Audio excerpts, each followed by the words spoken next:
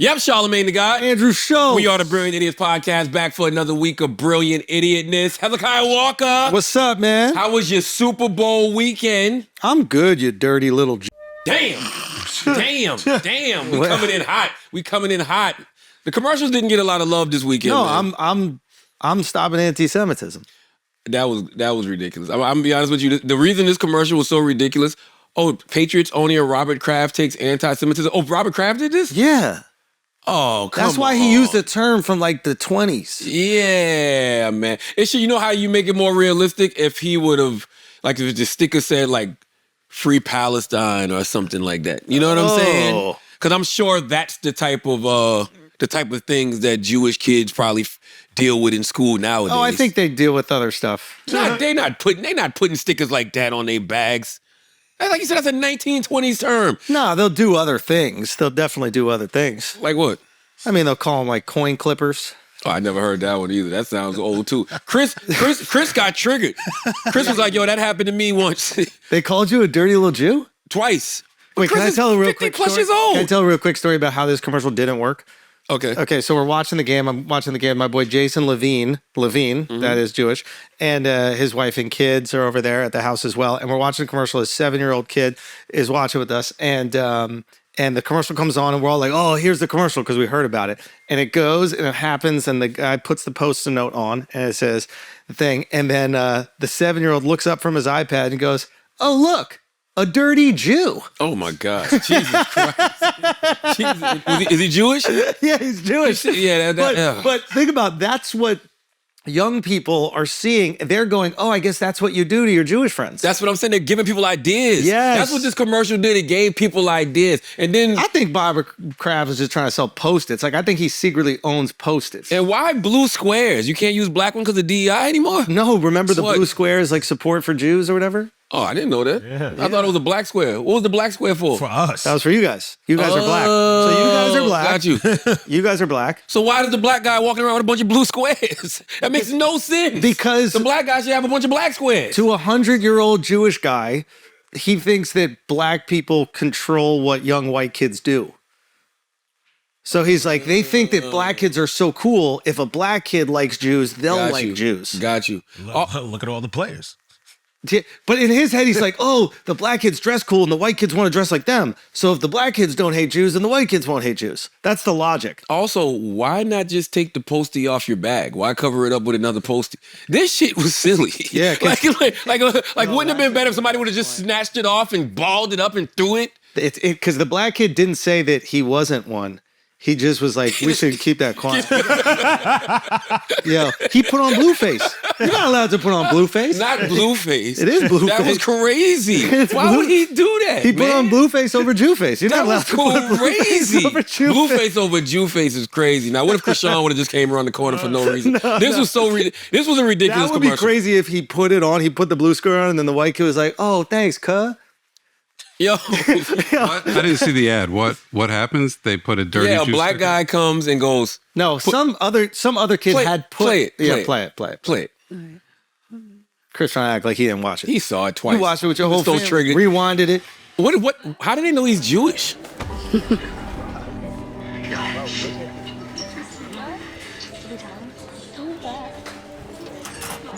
He didn't even turn his thing. Come on, man. Okay, you missed the. Listen to that. Thank you, man. I know how it feels. No, you don't. Oh no! And then why did he put the blue square on his chest? Pause. You're right. I think he does know how it feels. I think the 6'6" black kid in high school is definitely getting bullied with Post-it notes. You see what I'm saying? Yeah. I didn't realize he was this tall. He knows exactly. The captain of the basketball team, he's taller than the lockers. That guy's going to the league straight out of high school. He's not getting bullied with Post-its. This shit looked like J. Cole walking with Lil Dicky. Like, this shit looked crazy as hell. Here's the question: Where is this high school? You know what? I was thinking that too, Chris. No way this happens in L.A. No way it happens on the East Coast. Where is this high school? Maybe Ohio. Where is this high school? Where's the high school? Yeah, nothing about this commercial makes sense, man. He should have just took the sticker off, balled it up, threw it away. Chris's Jewish brain thinking right now? He's like, I'm going to shut down this high school. I'm going to find this fucking high school and I'm going to shut it down for all their anti-Semitic practices. What was the point of this again? To stop anti-Semitism. Yeah. What does the blue stand for? Oh my God. Chris Taylor, where have you been? You just joined us. God. It's for Blueface. No, it's not. No, it's for Blueface. Krishan is in the commercial. You didn't see Krishan in the commercial? Krishan Rock is in the commercial. I was trying to. Krishan is the one who put the sticker on the back, on the guy's back. Yep. You didn't see that? Oh, you wasn't paying no attention. That is funny. He kept the stickers on the backpack. For no I didn't reason. Like, notice that. why? Just take it off. Just take it off. And why did the black brother just take the blue sticker and put it on his chest? Because you know what he's going to do is the second they start walking, he's going to take off the blue one and leave the other one there. This is great bullying. This is Charlamagne level bullying. You know you was doing shit like this in high I school. would never do no shit like this. You don't think it's like a play on like the yellow star the Jews had to wear in Germany? That's how I interpret You're it. thinking too deep on this. Why the yellow star? Well, maybe not the color, but just there's an outward. They would label them. How did they know that young man was a Jewish man in this video? Pretty Jewish. He does? Wait, why does he look Jewish? That's what I want to know. Like, That Curly was very black hair. prejudiced of you. maybe if they were whispering things that, like, you know, like the nose jokes or something like that. You know what I mean? Like, It was. Yeah, I don't think he presents as like Jewish. he don't look. when you immediately He see look him. kind of Patrick Mahonish a little bit. I agree. I think that there is some ethnic He does not ambiguity look there. mixed. he do. No, Look, he he don't. do. Who's the most Jewish looking Jew you can think of? I don't even know what Jews look like. The most Jewish looking Jew that Like, where would you put Little Dicky on the I would say scale Lil of? Dicky. No, I don't think Little Dicky looks that Jewish. Okay. I don't know what a Jewish person looks like till somebody tells me. Larry David looks pretty Jewish. Bob Dylan? Oh, Bob Dylan looks very Jewish to me. really? Yeah. Oh, you think white people with curly hair are Jewish? That's a good baseline. Interesting. I think when they're dressed Jewish, they look Jewish. Exactly. I don't when like they have the hat dress on, that's when I Like, know. what's the ones that be in New York with the big hat? curls and the hat? Yeah, they that hat. Hasidim. Huh? No, I'm not doing it. Why don't you hasid Oh, this God. fucking All dick right. in your mouth? Okay. Y'all know what Thank you, Jews. I appreciate that alley-oop right there. Y'all know are what I mean, though, Blue right? squares. Well, hold on. I can't look at a person and tell that they Jewish. Sure you can. I can't. You Maybe can. you got Jewish eyes. Yeah. Oh, No. What? You know which kind of eyes. I hate you. No.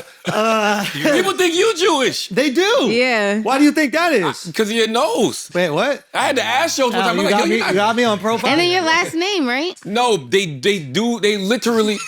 His whole nose thing, stolen valor, man. Damn. Stolen valor. Stolen Valor. Not Stolen real. Valor. Chris don't really have a schnoz though. His glasses make him look like that. Like when he What takes do you his mean Chris glasses off. don't have a schnoz? God damn. Look at him. Shit. Motherfucker. I hate Yeah. you. Yeah. Damn. Look like he's on the quarter.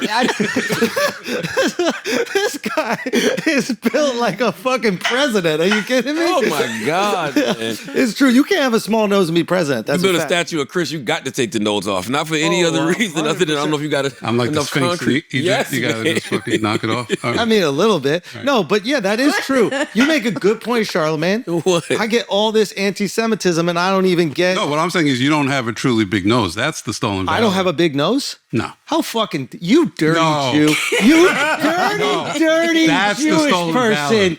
No, there was a- you don't think I have a big nose? Comparatively? To whom? Nah, Nah, I have a bigger Schulz nose got a than you. schnoz. I got a bigger nose. You got than more girth. You got definition. more girth. Yeah. All right. On Chris three. got more girth. On 3, breathe. Go. Oh, I got him. You guys could barely even breathe in the room. There was no oxygen left in the room when we were both breathing. Your shit is straight. Yes, and I got in some fights, so I had Right, your some shit little- is straight. Yeah. When you Andrews start to looks get the boneless. curve, that's when we count you. Wait, what? If you don't have the curve, Hold we on. don't count you. What did you say about Your nose look boneless. Chris got like. I'm not a fucking chicken wing. Chris from got a TGI wings. No, Fridays. Chris The Chris fuck? got the bone in his shit. You think he We got more bone bumps? in. We don't accept you, is what I'm saying. You don't accept me. No, You don't accept me. we don't include you. You don't include. So then, who am I included with? The goys over here don't accept me because they No. think I'm Jewish. The Jews don't accept me because they think I'm a yeah, goy. your nose is a little on the big side. So I have a big nose for a goy, but a small nose for a Jew. What the fuck is a For goy? any You're Yeah, a listen. goy. What's that mean? You're a goy. Anybody not Jewish? You're one of the goyim. You're a That's goy. what y'all call. Yo, I'm learning so much about y'all white people. This is what the Jews call non-Jews. You're a goyal. Right. White people got a whole different Yo, language. they have a whole different language. When I heard a white woman call herself a fart nigga, I was like, what? A what? Yes. Here, I have She it. called what? Call herself a So fart you nigga. never seen this before? Fart You never nigga, heard this fart before? nigga, fart nigga, fart nigga. Come on, stop. Like, that shit is crazy. Stop bro. it. What do you mean? You never heard that See? before? No. Okay. What is that even referencing? Bro. Are you talking about the girl on the subway? No, watch this. Look. Her name is Nicole Curtis from HGTV. She lost her whole show because of this. Why? It's my last one. Oh, fart nigger. What the fuck the is that? That I ER. just said, oh, Nick, you gotta, can you kill that? My life. What the Bro, fuck she lost is her that? whole HGTV show. She was doing some type of rehabbing on a house. She messed something up, and she called herself the fart nigga, right? I asked ChatGPT. ChatGPT said to me, I'm going to answer this neutrally and factually, not endorsing the language, just explaining how it's commonly used. Fart N-word is slang, not a literal term. It's usually used jokingly or insultingly to mean a goofy, annoying, or clownish person, someone who's doing dumb stuff, talking nonsense, or acting unserious, basically a corny dude or a bozo in a casual, joking way.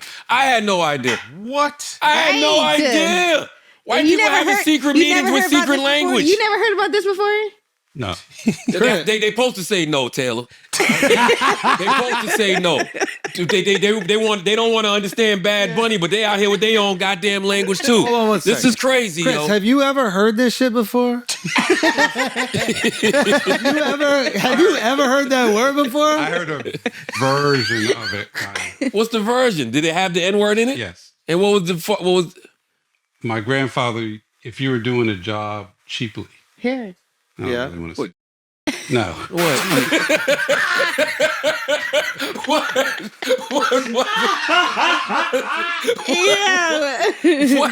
Hold on. We gotta pray to the west. We gotta pray to the west or the east, wherever it is. Oh, Hold on. What was it, Chris? Hold on, Chris. I wish we didn't have to You see bring what you that. did, Bob That's- Kraft? You see what you did? What you mean? We don't usually talk about this. What We don't was it, usually Chris? say these words. First of all, it wasn't that grandfather. Okay. My Irish grandfather. Okay. He Oh, was doing something cheaper around the house. yeah. Oh, I just N-word rigged it. Oh, Oh, that's not the same though. Like Not the same thing? Nah, that when you take a fart and put it in front of the Exactly. N-word. what if you put fuck in front of the N-word? Pretty bad. But that's what I'm saying. I've heard that. I've So heard is- fuck in front of the N-word. I've heard bitch ass in front of the N-word. I never heard fart in front of the N-word. And there's no black people around in this video. She literally said this because Charlamagne. she fucked up and made a mistake. No, but so here's the thing. I think that she obviously knows the real way to say it is fuck N-word, but she doesn't want to say the bad word. Fart is very specific. And the fact that You guys ChatGPT just says missed this the is joke that I commonly meant. used. No, I you guys caught just it. no. You guys caught I it, got but it. he didn't. I and did and catch it. It needed to be very clear that that's a joke. It's better when we don't act like it's a joke. I know. For who? It's better when we just keep talking. It's better when we just keep talking, man. Fart. You can't say fart N-word. Fart N-word. I did not know it means a corny dude or bozo in a casual, joking way. I honestly, I had no idea. I've been on this planet for 42 years, and I've never heard this once Me in neither. my life. I've been on here I don't even 47. know what Never heard this ever. it. Me neither. This is crazy. She got her whole show canceled because of They this should shit. take away everything from her.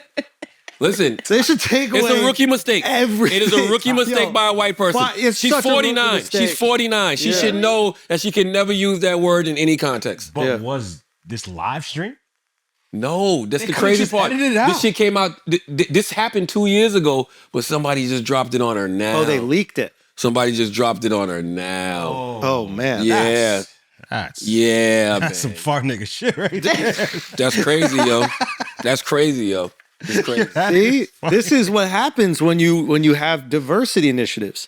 Yeah. If it was only white people working on that show, do you think it would have been leaked? I don't know.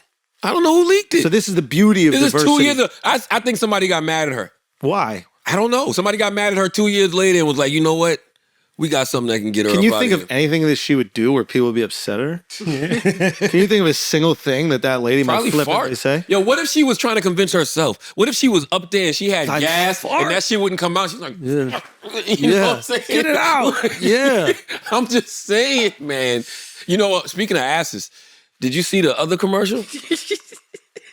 What? Yeah. Y'all missed the best commercial for the Super Yeah. Bowl. I only watched This was one. one of the greatest commercials of all time that nobody talked about. Yo. All right, go. Pull this shit up, yo.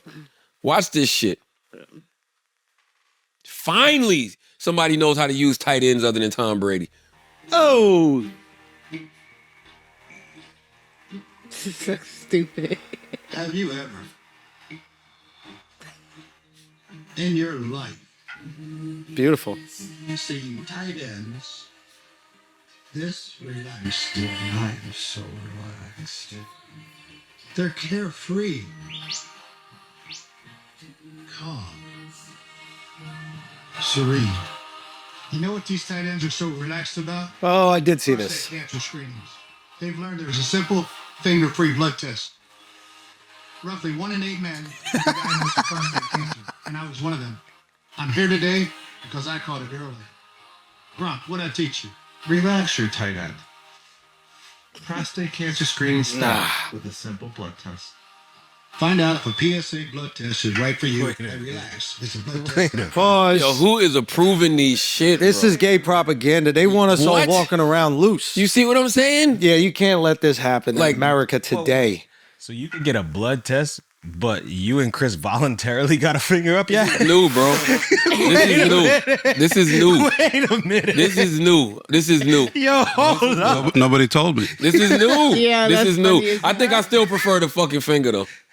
Whoa. It's faster. It's faster. It's more efficient. You know what I mean? Keep it natural, Double bro. down, yo. What you Double mean? down. Nah, What you double mean? I down. think Hey, you dig it in your Double nose. down. What you Double mean? down on your. What you mean? All I'm simply saying is this: that commercial was in the Epstein files. Which one? That fucking tight end one, bro. Yo, isn't it interesting? No gay shit in the Epstein files. Why is that? Nah, there's some gay shit in there. We just ain't found it. Our whole lives, we thought the way to make it in the Illuminati is you got to suck somebody's dick or you got to do some gay shit. Yeah, I'm glad. You know what? Let's talk about this. When in reality, that only gets you to the entertainment Illuminati. I don't even think it gets you that far. I think all of that shit is a hoax How would you know? because there'd be a lot more people that would be on. Yo, we got a homeboy named Trav. Trav is actually gay and really talented. Doesn't count for them. Trav literally called the radio station this morning, mad as a motherfucker, that people think all you got to do is suck dick to get on. Because he's like, I am willing. Now he got to eat box. Yeah, You got to do the thing you don't want to do. Yeah. Now, let's talk about He's not that. gonna do that. He Yeah. thinks pussy's disgusting. Well, that's he got to eat He's it. ridiculous. He got to be in there. I was thinking about this with the Epstein files, right? Yeah. Are these people natural born pedophiles? Or is this something they have to do once they get Do you in want a to? certain position? Do you want to know what I think it is? That's why I asked the question. Okay, so if you notice like all the people related to the Epstein files, right? There's really no entertainers and no like athletes, No. like almost zero. Yeah, right? right. Who is it? It's like scientists, politicians, Spiritual leaders. billionaires, Yeah. right? Like hedge fund dudes, finance guys, right? It's really all like fat, short nerds. Okay, who are super alphas in their life. They're the most brilliant people in every room they step in. They feel like they are the man constantly, except for one aspect of their life. Little dicks. I don't know how big their dicks are, but I know when they're in a room and it's them and Denzel Washington, the girls ain't looking at them. When Bill Gates, there's the perfect picture, and Bezos isn't on the island or anything like that. But remember that video of Jeff Bezos and his new wife meeting Leonardo DiCaprio? Yes, Remember I do the remember way that. his wife is Yeah, looking at yeah. Leonardo DiCaprio. Like Bezos isn't even there. She's drooling over this meeting with Leonardo DiCaprio. Jeff Bezos is like, I built the most successful company in the world. I'm going to send you to space. And Leonardo DiCaprio is just in the room and she can't even look at her husband. And I think that's what they go through in their everyday life. They're like, why am I an alpha in every single situation? I do whatever the fuck I want. These are the crazy people who made $200 million and felt like they had to make more than that. They made more than that. But I agree with what you're saying. The point I'm trying to say is I think the reason, I don't think it's just with Epstein. I think they're getting hookers and stuff all the time. But why underage is what I'm saying. Why underage in particular and specifically? Why is it underage girls? I don't know. I honestly... That's what I'm trying to figure out. Like, it's like, are they natural born pedophiles or is this some like type of ritual? So what you're alleging is they're requesting them to be underage. I'm just wondering why is so many underage girls. 100%. Don't get me wrong. I think it's the worst fucking thing in the world. And these people are like, they're off. And I think what probably happens to people like this, and this is my assumption, is like, they don't have to abide by the rules of society like the rest of us. They don't pay taxes. So like, there's a perfect example. Remember the financial crisis? Like a power trip? Just walk with me on this. Okay. 2008 financial crisis, right? The banks sell these predatory loans to people. People lose everything. They lose their houses, lose their lives. The banks get bailed out and the CEOs get bonuses, right? The rest of us go, why the fuck did none of you go to jail? And then we learn that there's a big club. None of us are invited into it. And I think a lot of us go, holy shit. If we do fucked up things or we make mistakes, there's repercussions for our actions. All these people lost their homes, they lost their livelihood, they lost everything. We look at that and we go, oh, we got to be careful because bad things can happen with you if you put yourself in fucked up situations. Yeah. Those people, they look at that and they go, they got bonuses, they got bailed out, none of them go to jail. They go, oh, I could do whatever I want. So they're just evil motherfuckers who just who just want to see what they can get away with. What do kids do when you don't give them guidelines? They keep pushing. Rules? They keep pushing. Yeah, so they want to see what they can get away with. Nah, that makes all the sense. You're also looking at like the most ambitious sociopathic people on the planet, right? These are all people that are like money. The Epstein class of people, regardless what institution they're in, they're all obsessed with money and power, and they'll do whatever it takes to get money and power. And they live within a framework in America, which is, unfortunately, religion doesn't play as much of a part in culture as it used to. And I think because of that, it's been replaced by money. And then whatever it takes to get money for the Epstein class of people, they're okay with. They'll look the other way about stuff. They'll see some fucking freak who had a conviction of a pedophile charge, right? Or whatever, underage trafficking or whatever the fuck it is. We call it a fucking pedophile charge. And they'll look the other way because it might put them in an economically advantageous situation. You know what? I definitely agree with you when it comes to them feeling like they can get away with whatever they want to get away with, because the other thing that's in these files, which is why I don't know why this shit isn't causing more of a fucking mass hysteria, is the amount of potential murder that is in these motherfucking files. Yep. You know what I'm saying? Yep. Like the amount of people that they probably the day he gets indicted, he gets they send like 60 barrels of sulfuric acid to the island or something like that. Yeah. I'm sure it's just to decompose garbage. It's probably just decomposing garbage, guys. Yo, there's one email, and by the way, I don't even know what's real and what's not real no more, but there was one email where he was like, little girls are like shrimp. You cut the heads off and throw the bodies away or some shit like that. Shit. You didn't see that shit? I didn't see that. Oh my God, yo. Like, that shit is crazy. It's some of the most with sick, twisted motherfuckers that do not feel the repercussions of breaking the rules. They get away with it. And when you get away with it, I think what starts to happen to people, it's like the guy who's like speeding in his car. We speed in the car, we get a ticket, and then for a few weeks, you kind of drive the speed limit because you're like, fuck, I might get another ticket. The guy who speeds gets pulled over and they go, oh, it's just you, do whatever you want. He's speeding even faster now. He's not even thinking about it. I think this is what happens. It's almost like a sickness. And then when society starts to reward the sickness, you don't even think about the collateral damage with it. I don't even know how you could work, like literally be any type of human being with any level of empathy, work in the federal government right now and be the person who had to redact these shit. You know what I'm saying? Like if you're the person who actually had to sit there, read about all of these people doing all of these sick, heinous crimes, redact it, put it out, and then go on about your day like everything's normal. That shit is insane to me. But that's like, lawyers have to do that every day, especially when you representing some of the worst criminals. They're pieces of shit too. I think there's a weight on your soul when you're the type of person that's got to represent rapists and shit like that. Like, I understand it's part of our justice system and everybody gets a fair trial or whatever, but like, You seen Devil's Advocate before? One of my favorite movies. You ever seen Keanu Devil's Reeves? Advocate with Keanu Reeves? You ever seen Devil's Advocate? Yeah. Watch Devil's Advocate. That shit is one of my favorite movies fucking ever, yo.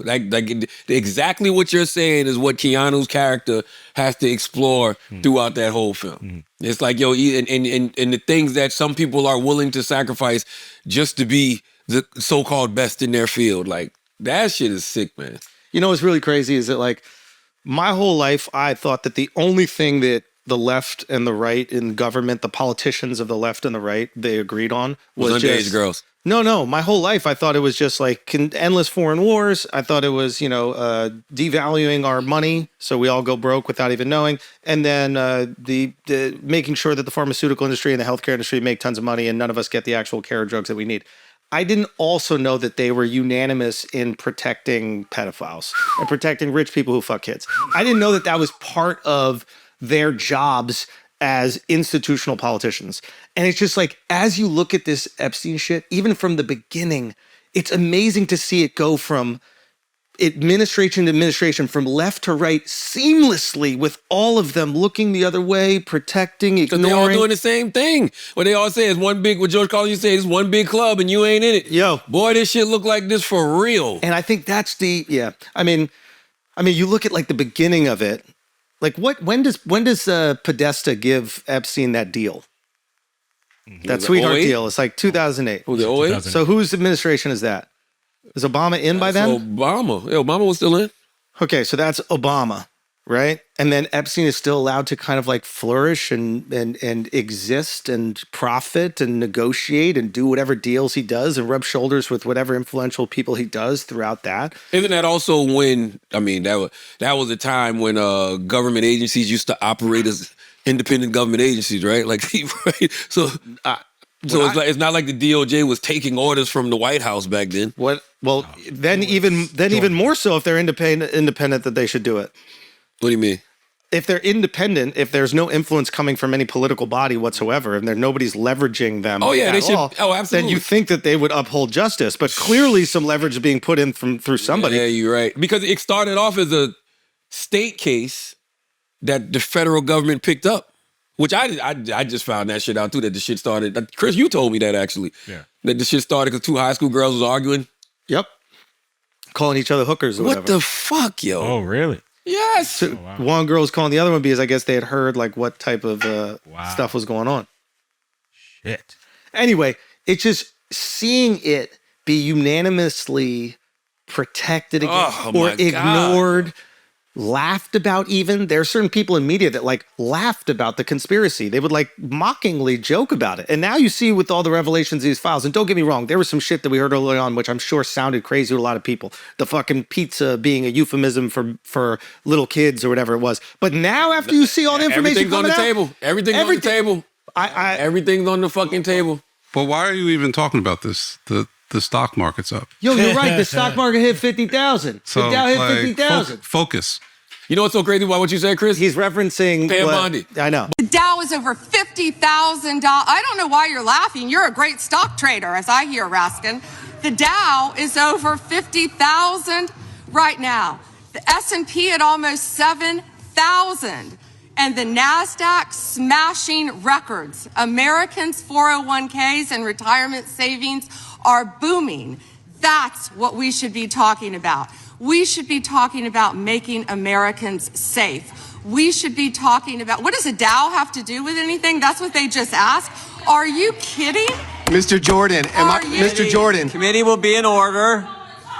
Mr. Jordan, am I going to get an extra 45 seconds added to my time? The committee will be in order. The time belongs to the gentleman from Texas. Ms. Bondi, the Attorney General can respond. Thank you. The Dow has shattered 50,000 for the first time. This is crazy. They said it couldn't be done in 4 years, yet President Trump has done it in 1 year. But the reality of the situation is there are people who are so morally corrupt you go. that they would be like, yeah, let's talk about the money. Like they really don't care about, you're some of the biggest leaders in the world fucking little kids like that are still in positions of power now, which actually should torturing them, which should scare you even more because you have some of the most morally corrupt people in charge of the decision making of the world. Why would they ever be thinking about you? Can I read you a fucking email exchange? Who's it between you and Epstein? No, I'm not in the files. I'm not rich enough like you. I'm not in there. You lucky he got locked up before this deal. Because you would have had a fucking text exchange for sure. No way. Oh, you don't think they're coming for you? The new Epstein? The new Epstein. Yo, by the way, who the fuck is the new Epstein? They out there. Nobody talking about that shit They out either. there. Don't think for 1 second They out there. that Epstein stopped and this industry just went to a halt. No, they're out there. There's somebody out there right now still doing this shit as we fucking speak, yo. There was, y'all see that picture that they think Epstein is still alive? He just has like a gray beard. And I saw that, Taylor. I knew if anybody would fall for that, it would be Taylor. I saw that, Taylor. I mean, you just said first of all, I'm just going with what y'all talking about. That shit might be. You know what, Alex? You're not wrong. Yo, that's the other thing. They could just see images are fake. Yeah. Like, it's almost like they dropped the Epstein stuff after AI came out, which sows distrust in all the media that we consume. Yeah. Now, see, when I come in here and talk about unicorns and motherfucking Sasquatch and fucking elves and shit, and I say the same thing, same thing. I said, how do we know this shit ain't real? Now that there's AI, they give us all the real shit, and we look at it and be like, this shit is fake. When I say it, I'm fucking cuckoo for Cocoa Puff, okay? When he said, y'all here, he nodded, yeah. It's all about the messenger. That's crazy. You out here believing in werewolves and shit. Nobody's going to believe you. Y'all believe the half-white Messiah? Y'all believe the half-white Messiah? Halfway. I'm halfway. You say you breathe underwater. Yeah, you think you could breathe underwater? Andrew seen me breathe underwater. No, I saw you drown. I was in St. Bart's. I saw you drown, and some guy did CPR with his dick. I said, yo, what do you get that out of his mouth? He's like, I gotta save his life. I gotta save his life immediately. Nobody's gonna know. We're on an island. This is what happens on the islands. Yo, cock penis resuscitation is crazy. Cock penis resuscitation is fucking crazy as hell. You hear me? Okay? You think I can breathe underwater? That is Say again? No. No, I think you can, and then you'll die. Like, everybody can. I was in there cooling in St. Bart's. Cooling. Look, let me show you this email. This Please is one of them. It Okay? sounds ridiculous. Jeffrey Epstein sends this to a redacted person. Blank said, talking about, I imagine a young woman, said that she felt God's presence next to her when she was in bed. She knows that Jesus watches over her and helped save her life. And then he writes, whoops. And then he writes again, he goes, you should dress up as him when you see her. Yo, where the AI videos from hell? Yo, create some AI videos showing us these people burning in fucking hell. I don't know the context of that conversation. I don't know who they're talking to because the names are redacted, who they're talking about are redacted. But I'm sure we're all imagining he's talking about a young woman who believes in God and feels saved by Jesus. And he's actively talking about defiling her in Jesus's name and image. And that is... that's insanity. That I don't even know. Why is the person that he's messaging redacted? I want to know the person that he's messaging about that. Yo. And I want to see justice in the most violent way towards that person. Medieval, like medieval Wu-Tang torture tactics, nigga. Mm-hmm. Like assholes gotta be closed, sold and shut. Feeding them. Like for real, man. People gotta get castrated. Like you gotta do some sick shit. Like bring them in the middle of Times Square and motherfucking do some public killings. Like that, some wild shit gotta happen. No, again, real. I don't know. As justice is what he said. As justice, because we don't even know if Epstein really dead. See, now when I said it was crazy, like, yo, you ain't shit. The people should have been able to see. We don't even know if Epstein did. Yo, you seen the video of him in Israel? I saw that with the bodyguards walking around with the beard. That's what I'm saying. Like, yo, we you just have to be stupid to not think that was real. I don't know. I'm just saying I don't know. All I'm simply saying is I don't know. I can't believe you didn't see that image yet. That's crazy. Because I be wondering this too. I can't believe that, man. Out of all of these hundreds of women who have been victimized, you think it's just hundreds? Well, thousands. Yeah, you're right. Thousands. Yeah, hundreds of thousands. Probably had tens of thousands easily. But out of all of these women who've been victimized and abused, you're telling me only 2 people went to prison for that shit, yo? Right. Oh, you know, just 2. This whole network that they claim to have, and only 2 people went down for that shit. The biggest one, the one with the most prominent name, who's accusing Prince Andrew, just happens to kill himself. But speaking of that, why is Jelaine still alive? Yeah. What's up with that? Like, what is the purpose of them still having her alive at this point? Also, she's saying this thing like, I'll clear Trump's name if you give me clemency. What the fuck? Yo, what world are we living in? Why you need clemency if it's clear? Mm-hmm. Why do you need something special if it's clear? The truth shall set you free. Why do you need a bonus for the truth? You're right. Like,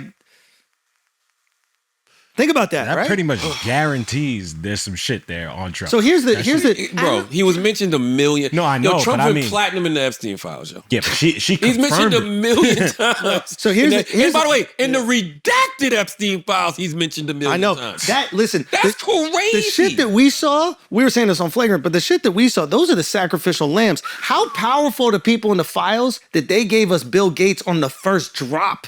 You're right. How powerful are the redacted people that they fed us Bill Gates like chum in the water? Oh, shit. Bill Gates, yeah, formerly the richest person in the world, one of the most powerful people in the world.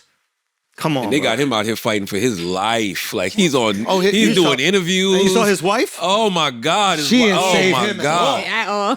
Toast. I also met Jeffrey Epstein exactly one time. Did you? Yes, because I wanted to see who this man was. And I regretted it from the second I stepped in the door. He was abhorrent. He was evil personified. I had nightmares about it afterwards. So, you know, my heart breaks for these young women because that's how I felt. And here I'm an older woman. My God, I feel terrible for those young women. It's awful. That means she got some emails. That means she personally got some of her own emails that she saw. Oh, she that got was like, I gotta get the fuck up out of here. Yep, it's coming. Oh, it's my coming. God. 100%. Yo, I never thought about that. Yeah, why do you think he tried to save people from malaria or whatever? No, I mean, I think that is a good point. What you said. I wonder if it's like he's trying to buy his way into heaven. No. Like I wonder if he knows how much foul shit he had taken part of, and he's like, I gotta do something good. God ain't going for that. No, of course not, because God made malaria, but it's shut the no. Yo. Listen, he works in mysterious ways. Have faith. Have faith. Have faith. He works in mysterious ways. Skeeto's got to eat too. God says Skeeto's got to eat too. Yo, that is funny as shit. Can you imagine a mosquito's perspective? Being like, yo, we can't eat. I can't take a bite of nothing. I can't take a bite of nothing. Man, that is so stupid. I do want to know who are the 6 people. Imagine being a mosquito. No, they said their names. Yeah, they just. I saw said, Thomas Massey threatened. No, they just. No, I said him. He did. Yeah. Who was it? Pull it up. Look that up. Yeah, look at the. Les Wexner is like Les Wexner's one of them. There's like the guy who's like the. He's the chairman of the port of Dubai or something. I want to get it right. Get all these names right. I really want to know. But I know that they're just sick fucks. We know that. No, I got something even more than that. So the files that they looked at, the redacted files that were unredacted, quote unquote, right? You ready? The unredacted version, those files were still redacted. Like 70% of those were redacted. They just weren't redacted by the DOJ. So what they showed to the Congress people were files that were unredacted from the DOJ's redactions. The FBI got in there first. This administration's FBI, the administration that said that they were going to release the Epstein files, the Trump guy who said, I'm campaigning on releasing the Epstein files, right? And draining the swamp, the guy who specifically appointed 2 people who built their entire identity almost around exposing the Epstein files and justice for the victims. Those 2 people, Cash Patel and Dan Bongino, who then went on podcasts and different platforms and said, there's nothing there. If there was something there, don't you think I would show you? Yeah. Well, if there's nothing there, why are their names redacted? Listen, why can you give up Gates and not give up these people? I'll tell you why. Because this right here is scary. Let me tell you why this is scary. Go with the names. I can't pronounce these shit. There's 3 names, right? And listen to what it says. Just stop right there, Taylor. Look at the last 3 names. it is not yet known who this person is and how they are connected to Epstein. The next one, it is not yet known who this person is and how they are connected to Epstein. I bet. The next one, it is not yet known who this person is and how they are connected to Epstein. I bet. Yo, now we talking some dark order shit. Now we talking some like underworld cabals, people who really are the puppet masters, that really are controlling the strings, who they may know their names, but you don't even know who these people are. We're dumb enough to believe that the people on the Forbes list are actually the richest people. They're Absolutely right. They're just You're the absolutely richest right. people dumb enough to put their names on the Forbes list. The real rich people who have the real power and the real control, they would never put their name on a fucking list. There's a target on your back. Sort of, kind of. Nah. You've been generationally wealthy. We're talking about hundreds of years. You're not putting your name on no list because it's a target. We didn't know what rich people looked like back in the day. The Koch brothers, Chris, the largest, conservative donors. Oh, that's before. Oh, you're right, but that's before. Do you know what they look like? Yeah. I don't know. They are generic white guys in a gray suit in a painting. But I never seen them in real life. I never seen a video with these motherfuckers, and that's on purpose. You're right, but these Rothschilds? these are corporate. I've never It's a seen bunch of them though. But we don't Like, know it's what they, generations. We don't know what they look like. We only know the one that that rapper dated one of them. That's all it. we know. That's the closest we got. But it's different because entertainers started to get some money. But you know what's so funny about that? I was having this conversation the Don't other take day. entertainers seriously. Entertainers Well, these listen. people, entertainers are toys. But listen, they don't respect you unless they could fear you. I was having this conversation the other day with Fat Joe, right? Me and Fat Joe were just talking. And we were talking about that. We were talking about, when numbers come out, blah, blah, blah, this and that. And I said, man, the craziest thing nowadays is it's not just financial numbers that put targets on your back. It's not just financial numbers that make people jealous and envious. It's the numbers people can actually see you generating via social media.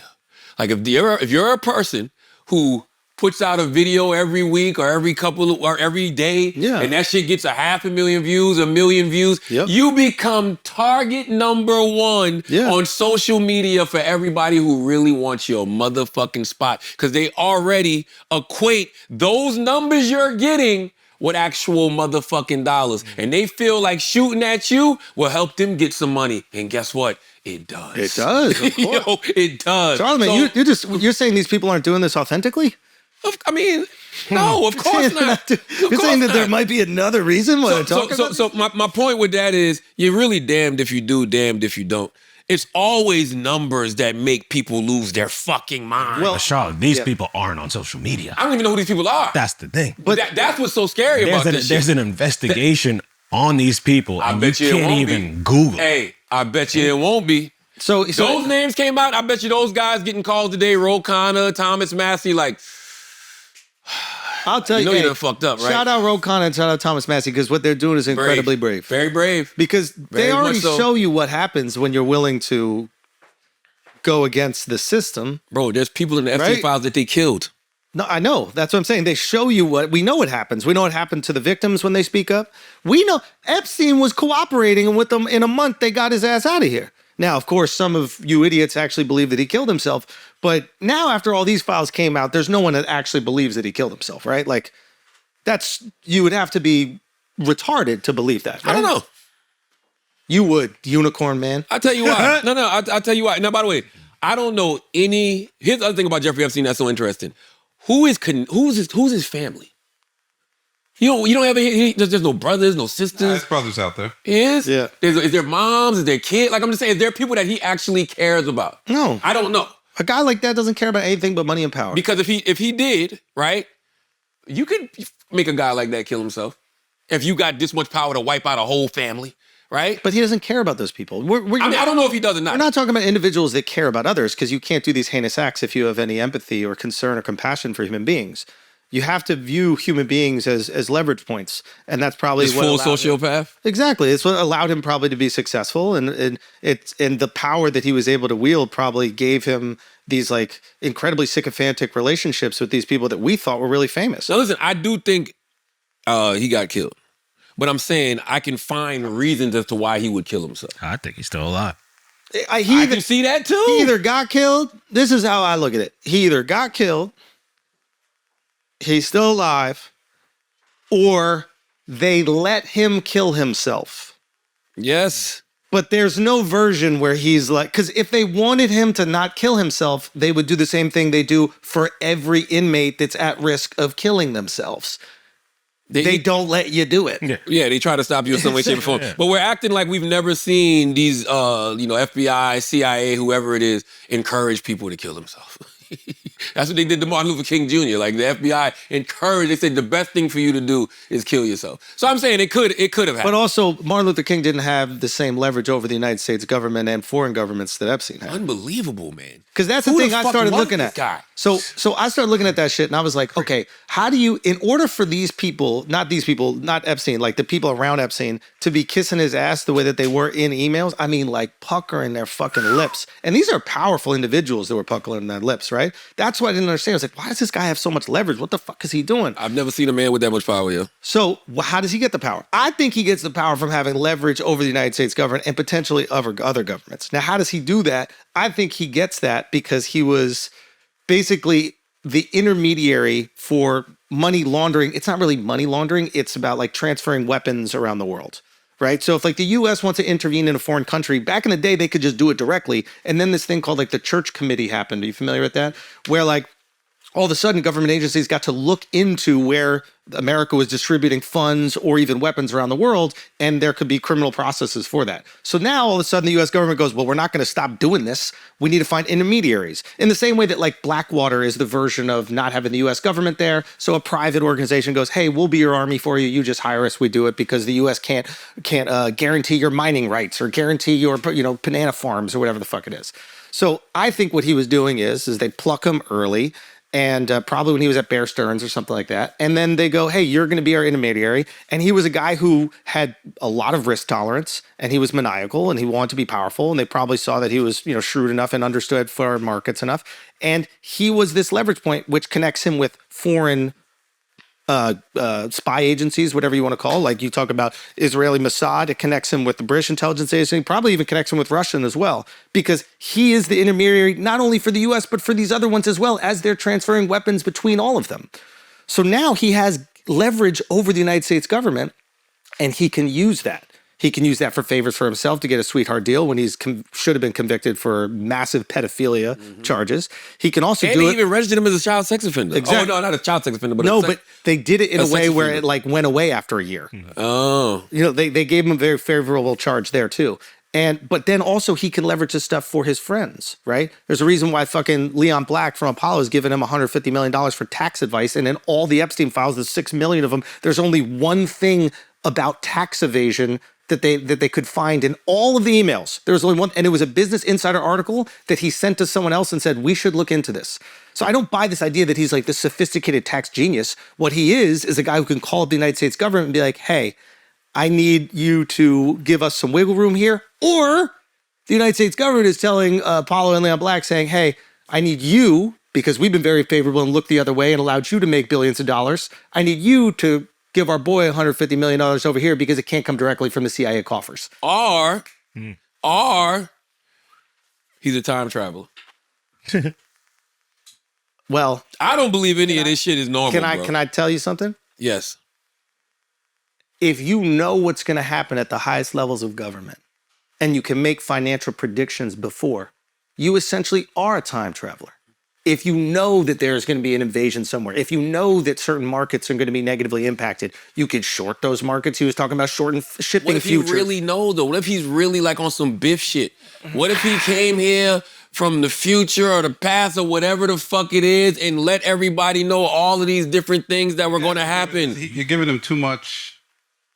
He's very normal. No, Chris. No. Normal people don't get to this. Normal people don't get that kind of power, Did you Chris. see No. he won the No. He's a He won the Apollo high. twice. He won the lotto, like Mega Millions. Like So this, I'm going to be, said he won the I'm Apollo going to be the twice. conspiracy guy, but I think he wins it like the day before he's indicted, right? I don't believe that. In 2008. That's real? Yeah.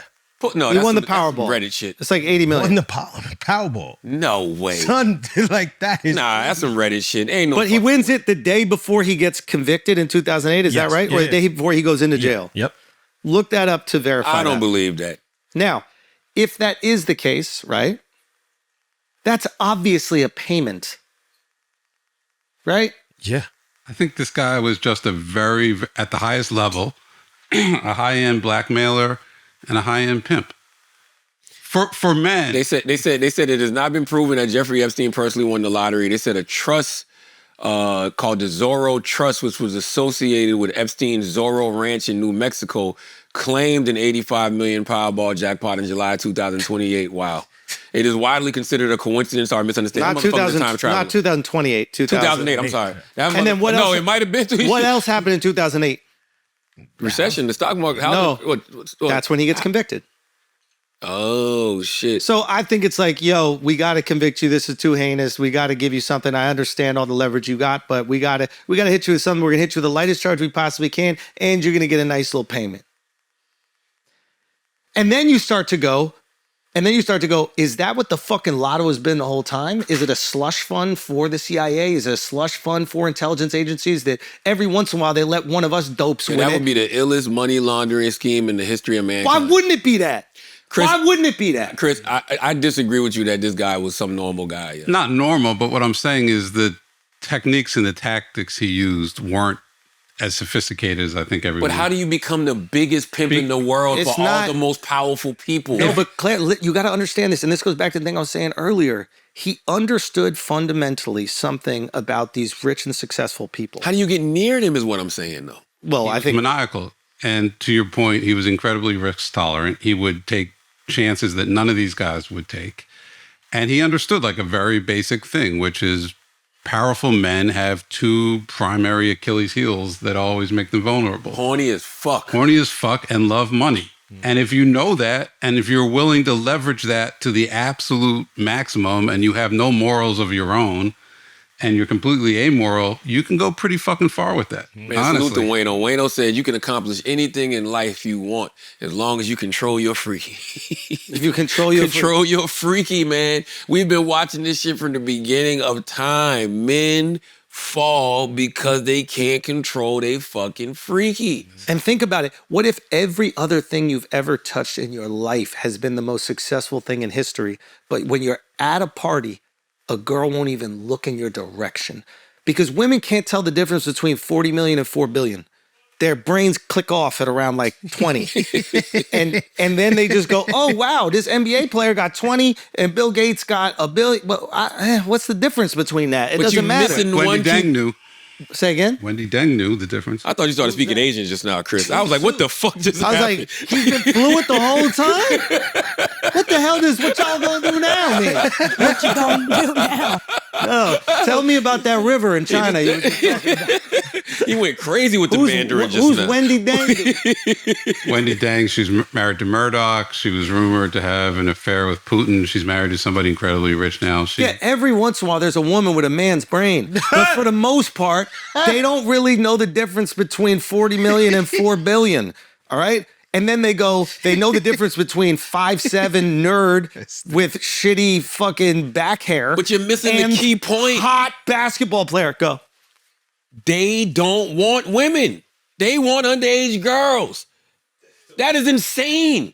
Like, that is like beyond weirdo behavior. Yes, so once 100%. again, I'm trying to figure out, is this something they're naturally born with, or is it some type of ritual? What the fuck is it? Like, what makes? I mean, we know these people are clearly sick. I don't think there's any limit to the sick shit that they want. God, but what I would also say is that I think that they're probably going to the island and they're fucking girls that are teenagers. They're probably going to the island fucking girls that are in their 20s too.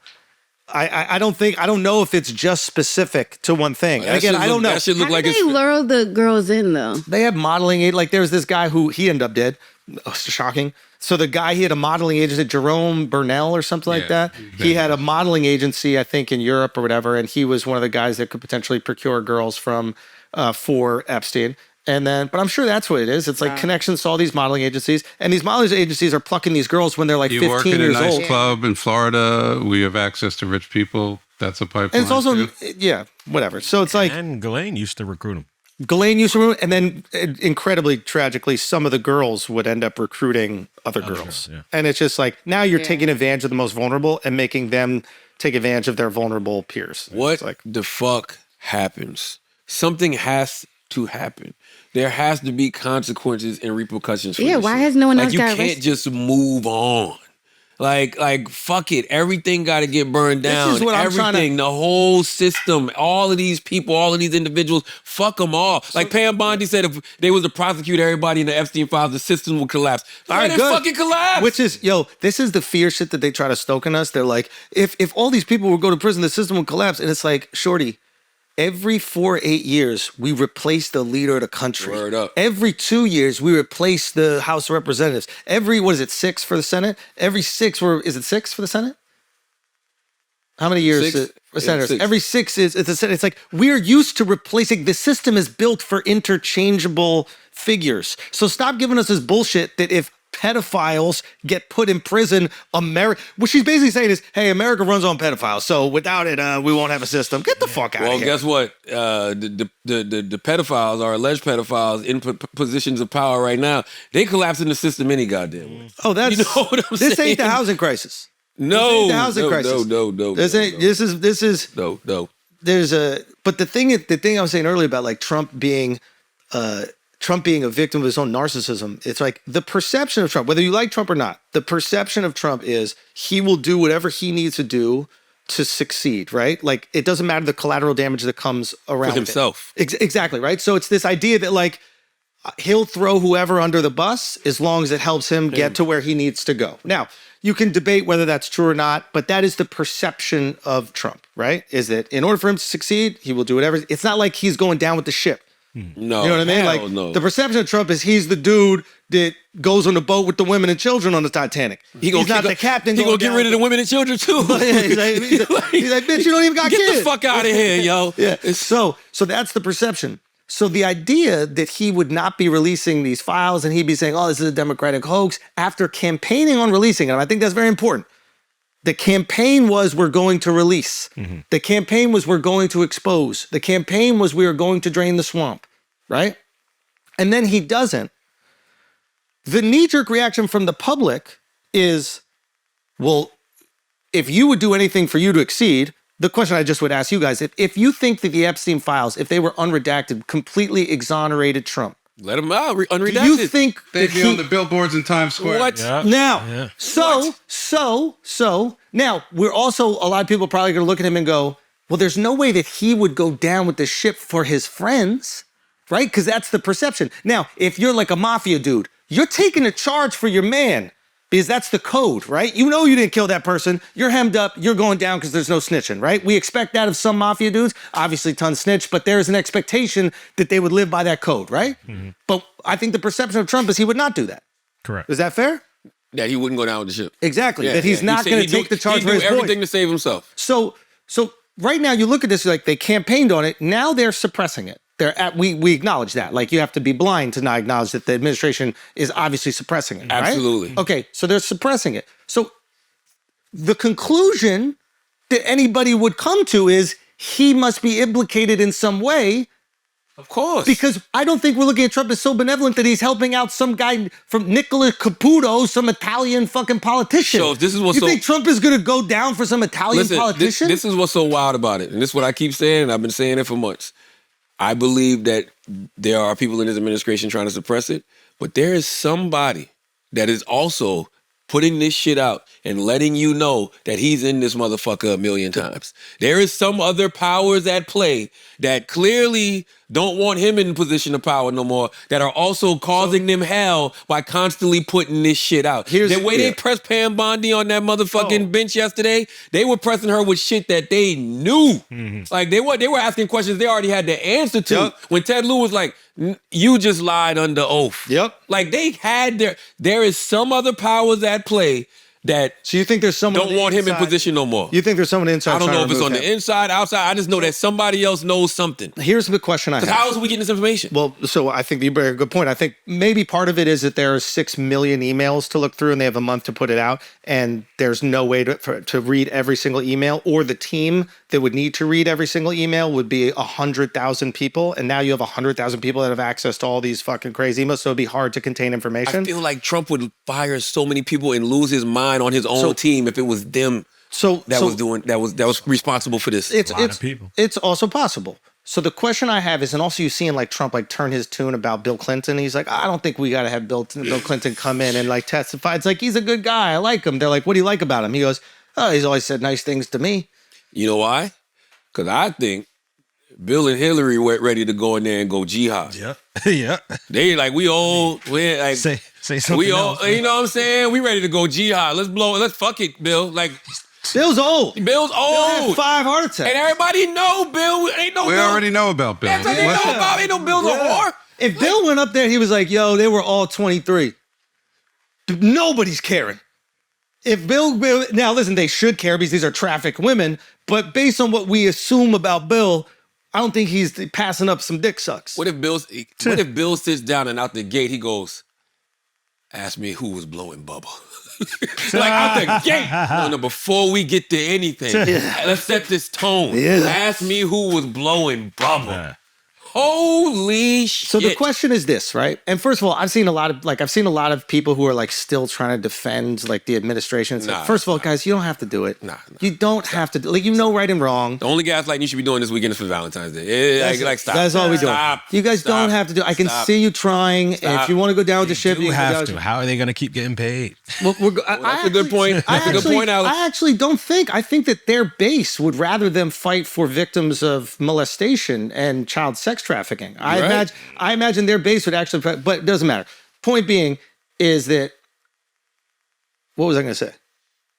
You said that his base, you said there's people still defending.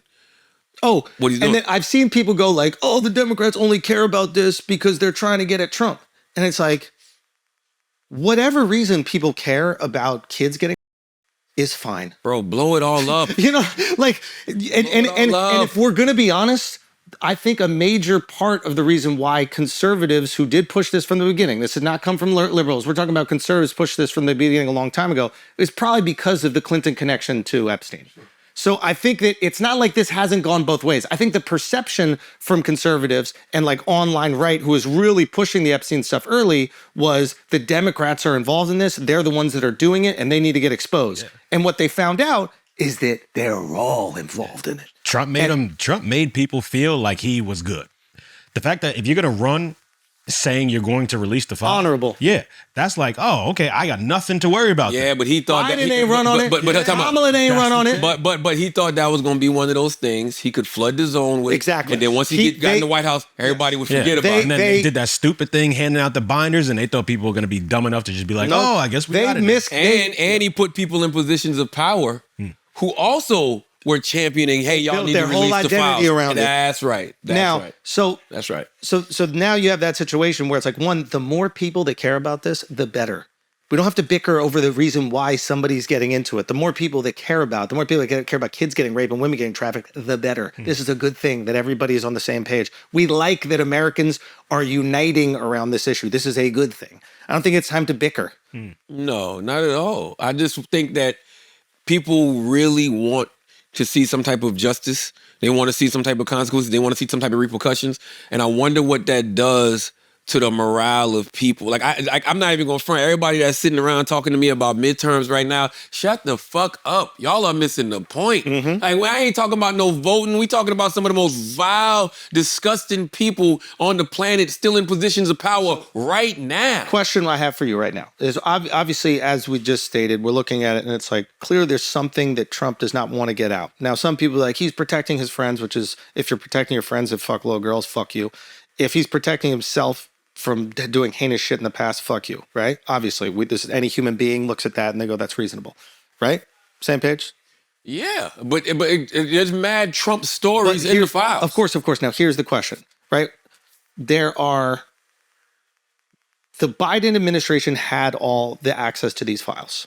They made no attempts to publicly indict anybody or investigate, including Trump. And it's not like they didn't throw the book at Trump, but they didn't bring up these files. Does that show you how deep this goes on both sides? Yes, that shows. They're worried about going after Trump and how that would expose everybody else in their orbit as well. That shows me that somebody looked in that file. And by the way, this shit has been around for a while. So different parties looked in those files and was like, Yep, mutually assured destruction if this shit ever comes out. Let's make that shit go the fuck away, That's right? what I mean. Please give me another rationale. But to me, the fact that if they had the nuclear option with him and chose not to use it, the reason is they were protecting all the other people around him. And it's also the same reason they probably would never tell us about extraterrestrials, because it really does. Shut the fuck up. Why are you laughing? Oh, they're about to. No. You saw what's happened in El Paso, right? I saw that. But here's the thing. It's because once they rolled out the alien shit, you know we're getting closer to the top. But here's all of this stuff makes you just not believe in the system anymore. Period. I think that's what it is. Yes. Well, wait, say it again. I think I don't think there's a Democratic figure in there that's like they couldn't afford to lose that person, right? Like Clinton, Bill Gates, whatever. Like let them go down. I think the Dems are afraid to use nuclear options because they're just afraid of blowing up the rocking the system. Yes. I think that is a very charitable view on this. Well, who would, like, let's do hypotheticals. Who would be in there that they really had to protect? What about major donors to the entire party? Well, that's... What about a Reid Hoffman who's giving money to everybody, and now you're accepting money from this person that's done absolutely heinous acts, and now you're doing things. Shit, Epstein. Of course. What you mean? Epstein was a donor. Yeah. Okay, behind the scenes figures more. Okay, I could see that. But in terms of a politician short of Obama, I don't think there's anybody in there. Yeah, but it's not about politicians short of Obama, right? It's about what are these figures doing and what favors are they doing for these heinous human beings that are operating in trafficking of young girls and other, salacious shit, torture videos, murder, right? Like, are they doing sweetheart deals like Podesta, for example? Is like that deal that Podesta gave, where did that come from? What if we found out that it did come from the top? Right. And are you responsible? If Trump is responsible for Bondi, who's responsible for Podesta? Right, and then their hands are dirty with that. Then who would it be? Say it. No, it could be. It would be, Podesta, was that Obama's guy? Or was it the administration before? Let's see. That was, I think it's before, and then it. I really think all of this. My point is, like, the guy in charge is responsible for everybody underneath. Yeah. By Biden, yeah. By the way, 2008. Oh, but you get what I'm trying to say. Is that, like, but to your point, like, you don't want to talk about anything else. I gotta be honest. What Trump did today and yesterday with climate change. Like, if you really care about people's lives, if you really care... What did he do with climate change? He just wiped everything we've built over the last 25 years off the board and done it in a way that's hard to reverse his moves. Under the process just completed by the EPA, we are officially terminating the so-called endangerment finding, a disastrous Obama-era policy that severely damaged the American auto industry and massively drove up prices for American consumers. Prices went up incredibly for a worse product. This action will eliminate over $1.3 trillion of regulatory costs and help bring car prices tumbling down dramatically. You're going to get a better car. You're going to get a car that starts easier, a car that works better for a lot less money. This is a big factor in making our country great. If you look at some of these cars, they didn't even work. They had computers all over the place trying to save a half an ounce of fuel. We have fuel for the next 500 to 1,000 years under our feet, and they're trying like hell to save a half an ounce of fuel. Chris. I didn't even see that. What? We're talking about kids getting Chris.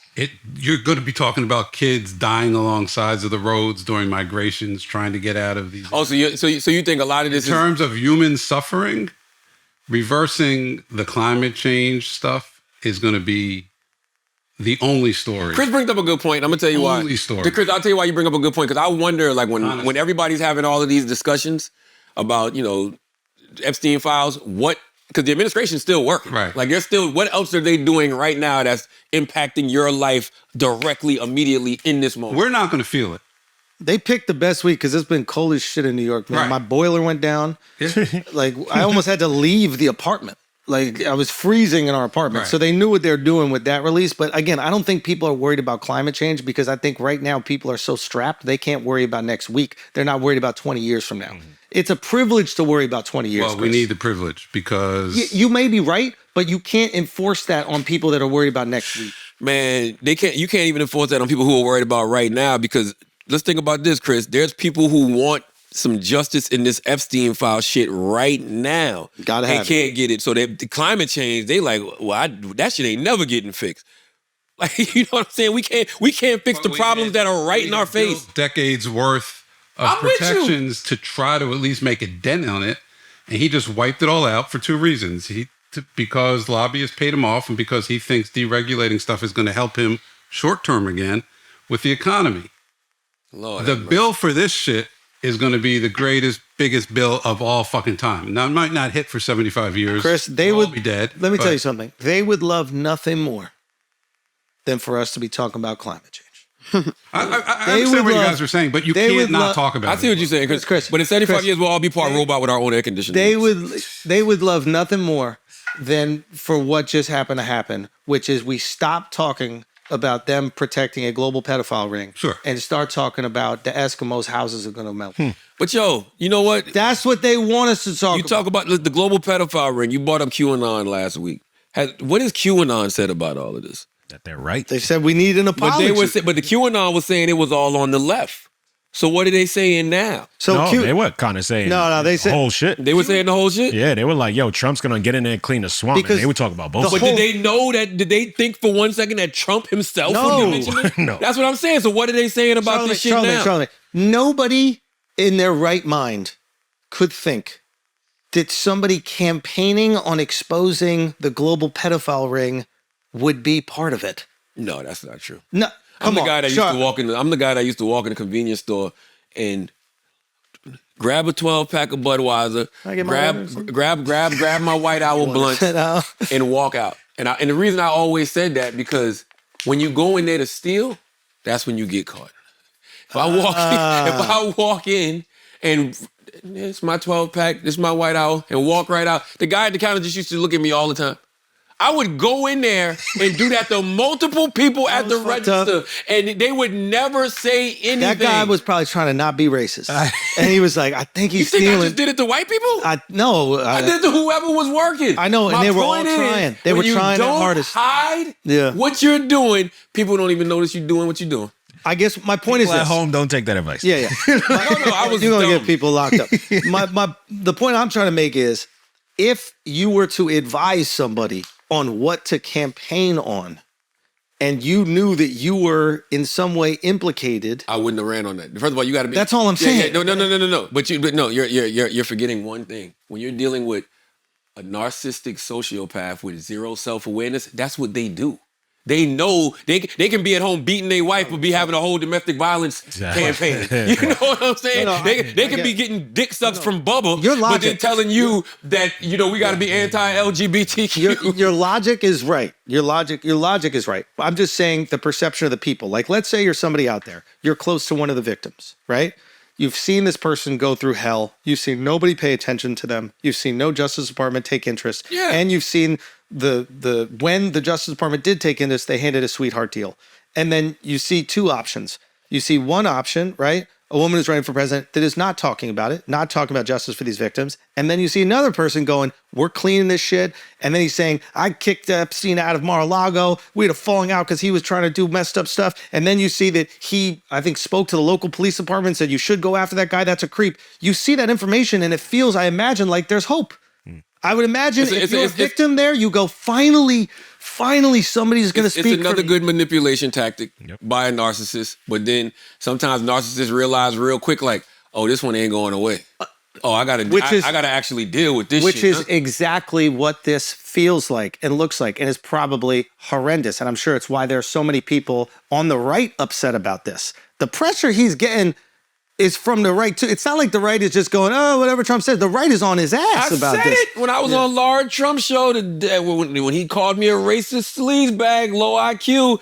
I said, these Epstein files aren't going away. And there's something about these Epstein. I said, I feel some political coup going on in the Republican Party. There's something about these Epstein files. They're going to use these Epstein files to get him up out of here because they know that's the one thing they can use to flip on Trump and won't upset the base. Now, Charlotte. Or this coalition that they think they've built. I think that traditional conservatives are going to take the Republican Party back. I think there's a political coup going on right now in the Republican Party that people aren't paying attention to. Oh, interesting. Yeah, I think that this Epstein thing is going to be a way for traditional conservatives to take their party back. I really do. I think that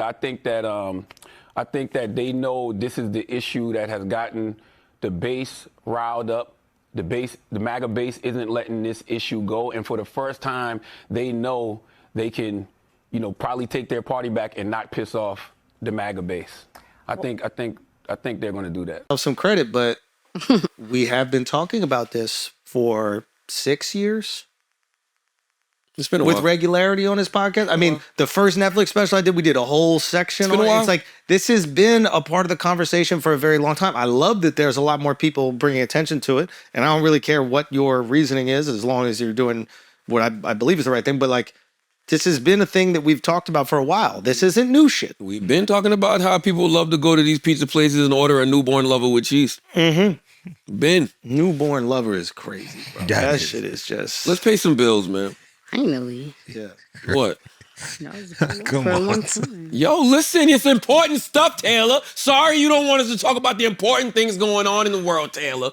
Gosh. All right, let's take a break. Salute to ZipRecruiter, man. ZipRecruiter, we really appreciate you, man. Listeners, think back to a first date where you were really interested in someone. You probably asked them important questions like, what are you looking for? Or what are your deal breakers? So you could get a better idea of whether or not this was the right person for you. Hopefully, you're not doing that this weekend. Hopefully, you're with the person that you know you need to be with, especially on Valentine's Day, okay? Well, the same goes if you're hiring. You definitely want to address key questions first to see if someone could be right for your role. That's why you need ZipRecruiter, okay? When you post your job, ZipRecruiter suggests screening questions to help you hone in on top candidates faster. And today, you can try it for free at ZipRecruiter.com/idiots. ZipRecruiter's matching technology immediately finds qualified candidates that check all your boxes. No wonder ZipRecruiter is the #1 rated hiring site based on G2. Ask key questions and hire faster with ZipRecruiter. 4 out of 5 employers who post on ZipRecruiter get a quality candidate within the first day. Try it for free at ZipRecruiter.com/idiots. That's ZipRecruiter.com/idiots. Meet your match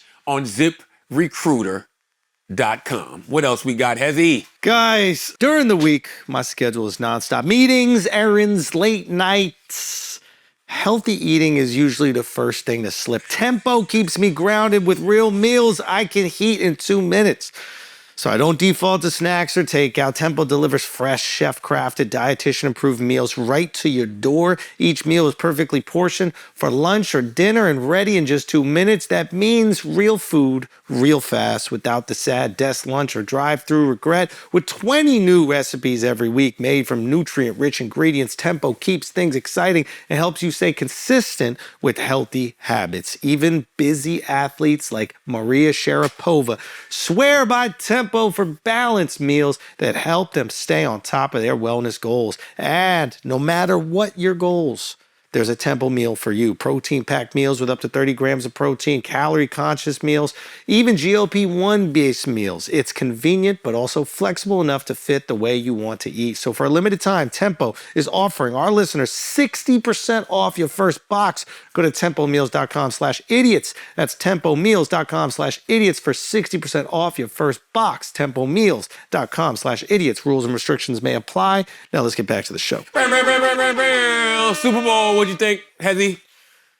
Ass. What about church announcements? Oh, church announcements. There, you're right. Church announcements. 2 Chainz, his book, The Voice in My Head is God, will be out March 8th via Black Privilege Publishing with Simon & Schuster, man. Make sure you go pre-order that right now. You about to see 2 Chainz everywhere. I also want to say happy born day to the OG, the legend, the icon, one of my entertainment inspirations, Mr. Arsenio Hall. He actually turned 70. We taped this on Thursday, so he turned 70 today. Make sure you go pre-order his book, Arsenio Hall, a memoir. And Arsenio's gonna be in New York. 2 Chainz gonna be in New York too, but I got Arsenio's day right here in case y'all wanna pull up. Arsenio Hall is gonna be in New York on April 2nd.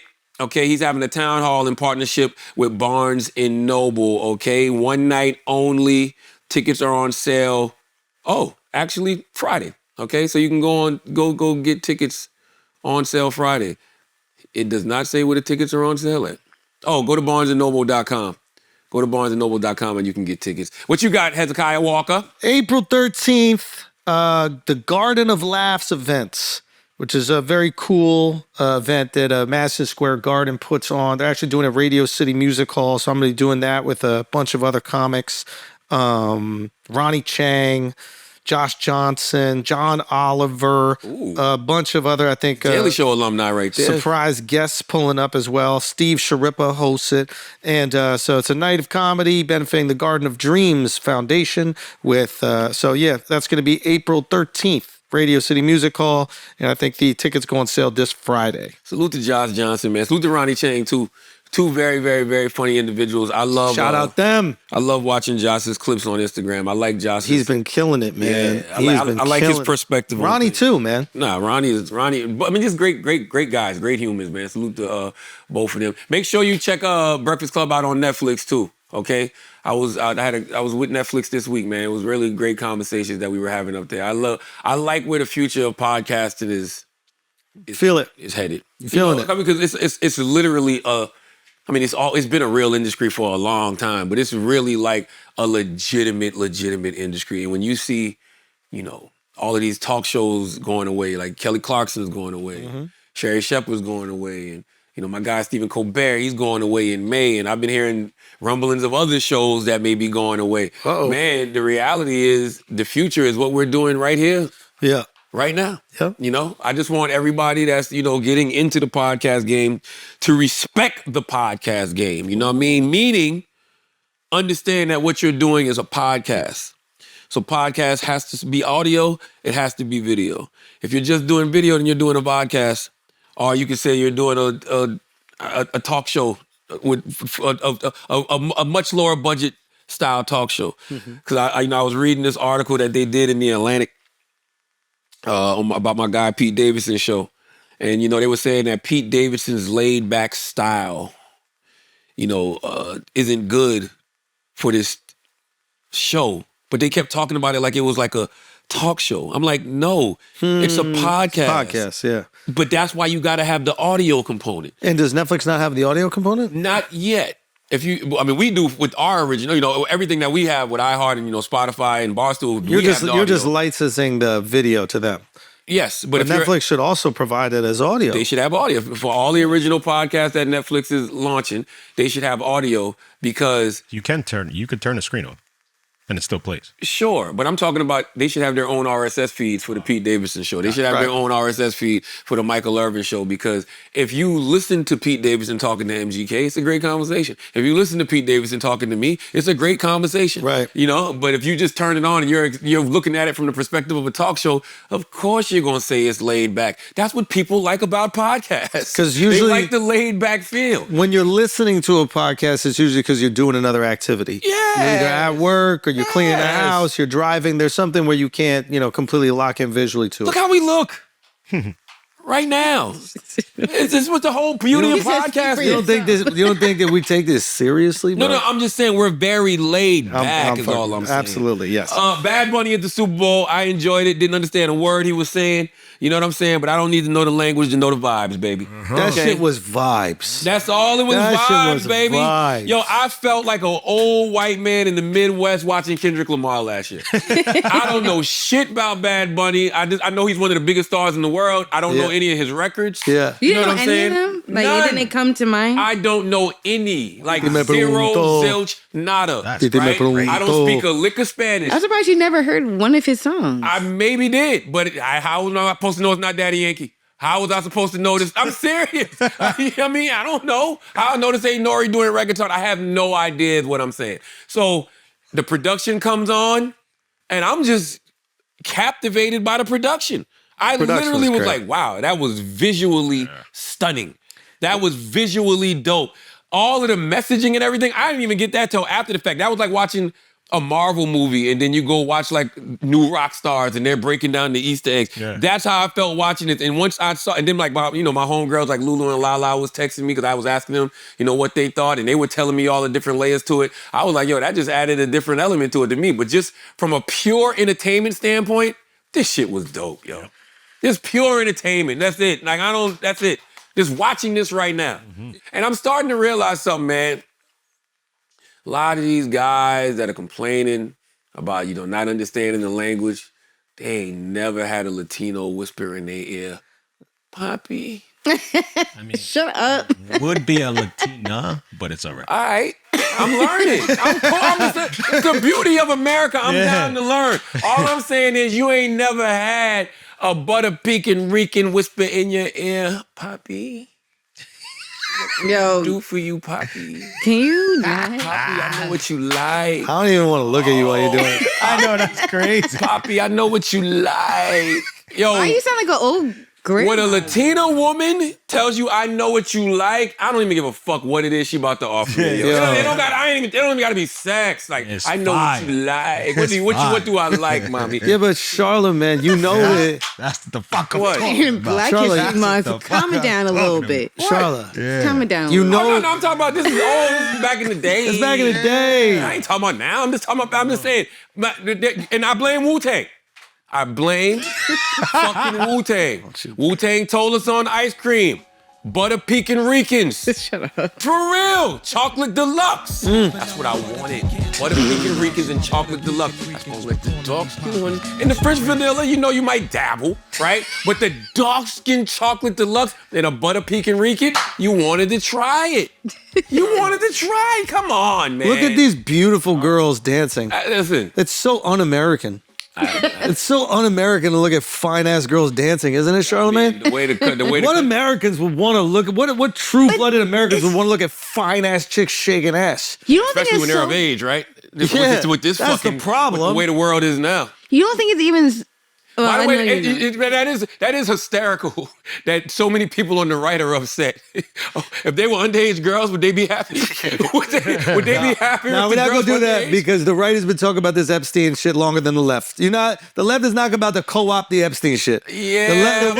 The right has been on the Epstein shit way longer than the I left. got to see the right giving smoke to the right, which they are, though. They are. They are. I got to see the right giving smoke to the right, because, boy. They are. All I'm simply saying is I don't see how this is just dope. I've never seen a production like this on the Super Bowl field What I loved about it is that they made it intimate somehow. Yeah. The Super Bowl show, a lot of times, everybody tries to be so big and extravagant with it, with the explosions.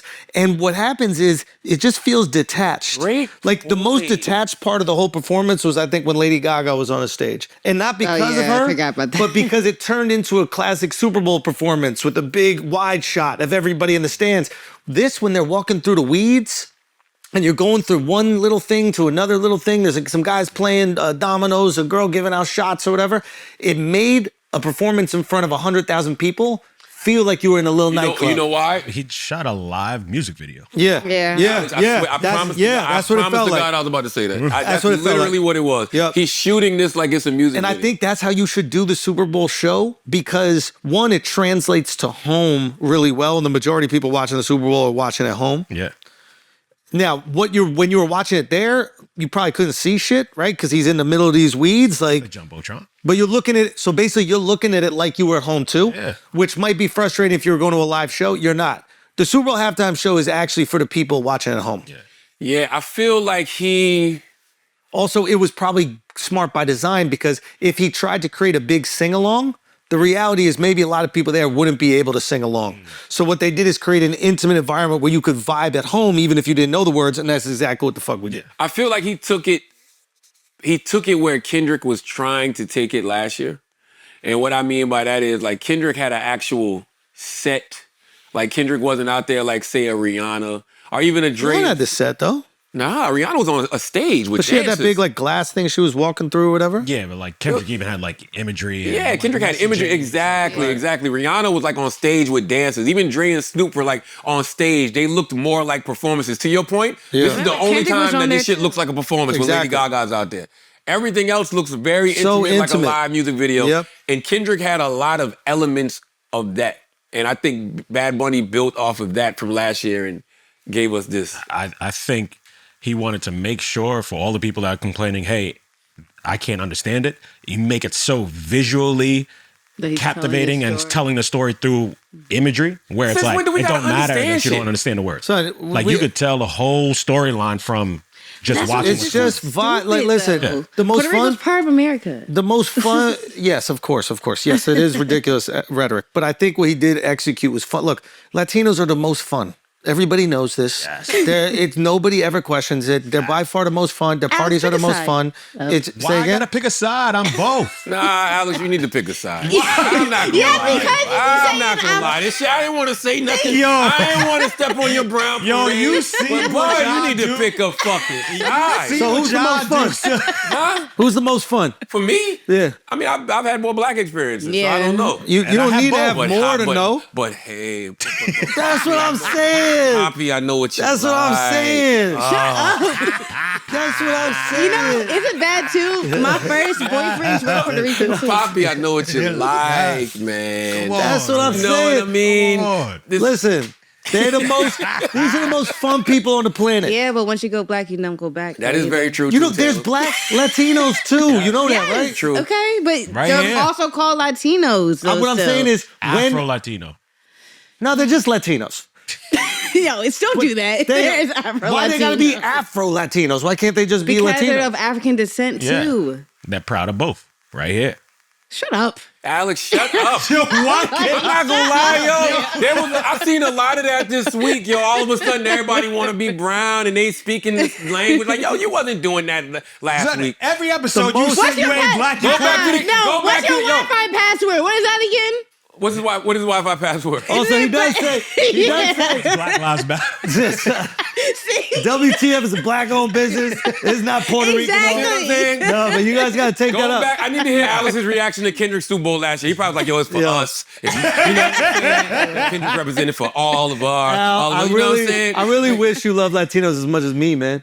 I really do. This is I really crazy, wish yo. you Don't appreciate your don't do people that as to much me right as This is now. crazy. Come on. You really don't be Don't do repping that to PR me like right that, now. Alex, yo. I ain't never heard you even talk about Bad Bunny Bro. in all the years that I've known What? you.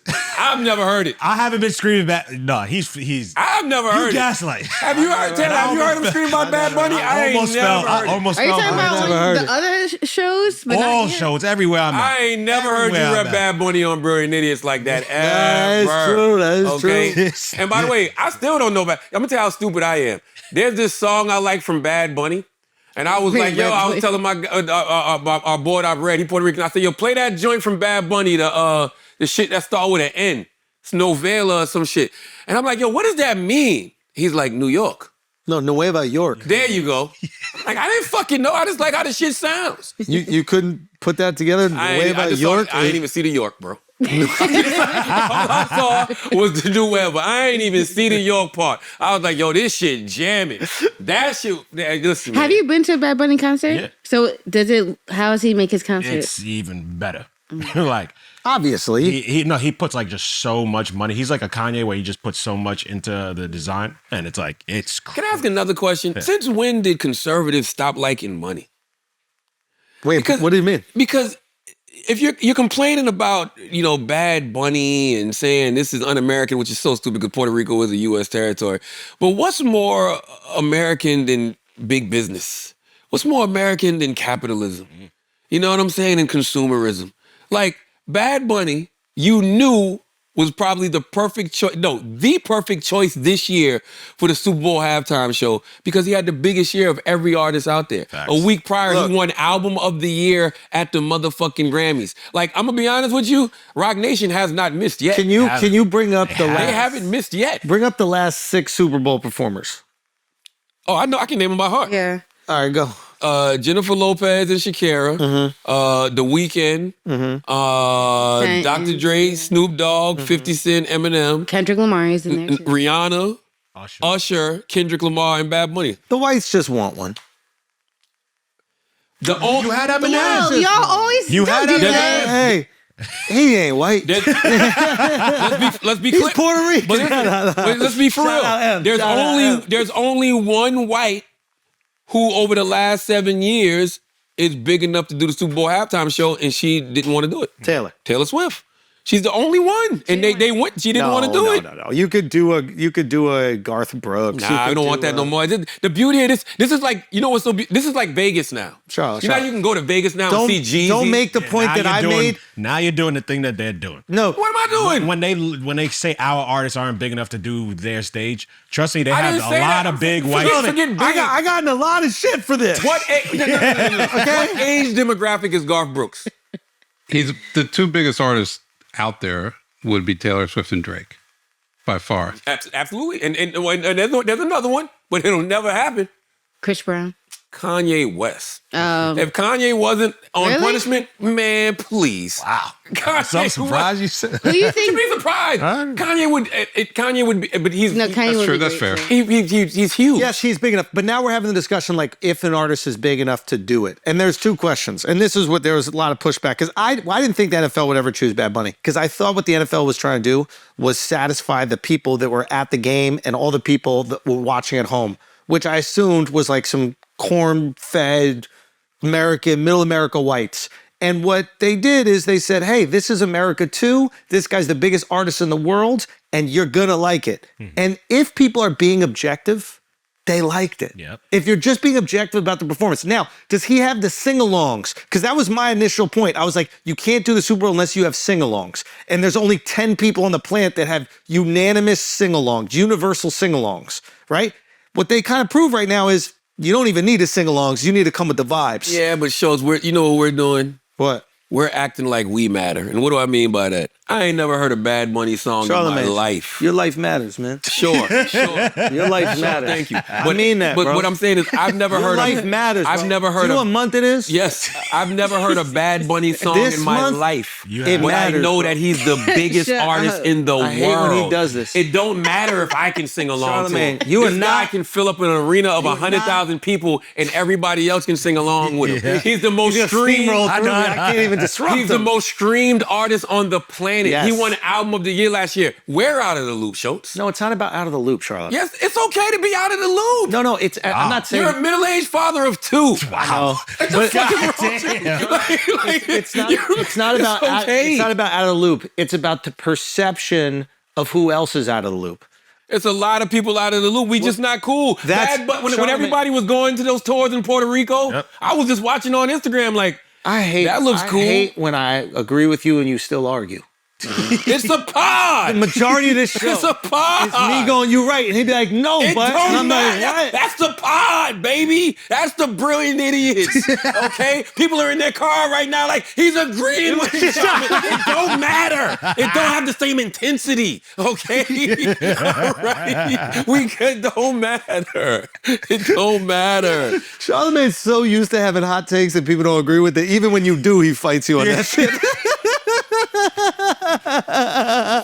No, listen, Bad Bunny's just cool, yo. I'm not that cool no more. Yo, can we give a little? Why are you guys so hesitant to give credit to the Latinos where it's deserved? They're the most fun people. Facts. So naturally, if you let the number one Latino artist in the world put on a performance, it's going to be the most fun. Facts. I think I like Latinos. Tell me a time you didn't have fun with Latinos. You went to a Latino party. Come on. Tell me one time. Come on now. It's got to be a mixture. You know what's funny? My first boyfriend was Puerto Rican. Two of them.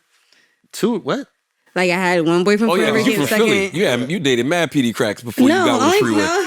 Only two. Yeah. But as soon as I got, black people was kind of over with. No offense. Look at Chris. Chris over there thinking about the Puerto Rican party Was he went to in it fun? Was it fun with them? Were they fun? Yeah. See? For sure. And did they ever take you to Puerto Rican parties?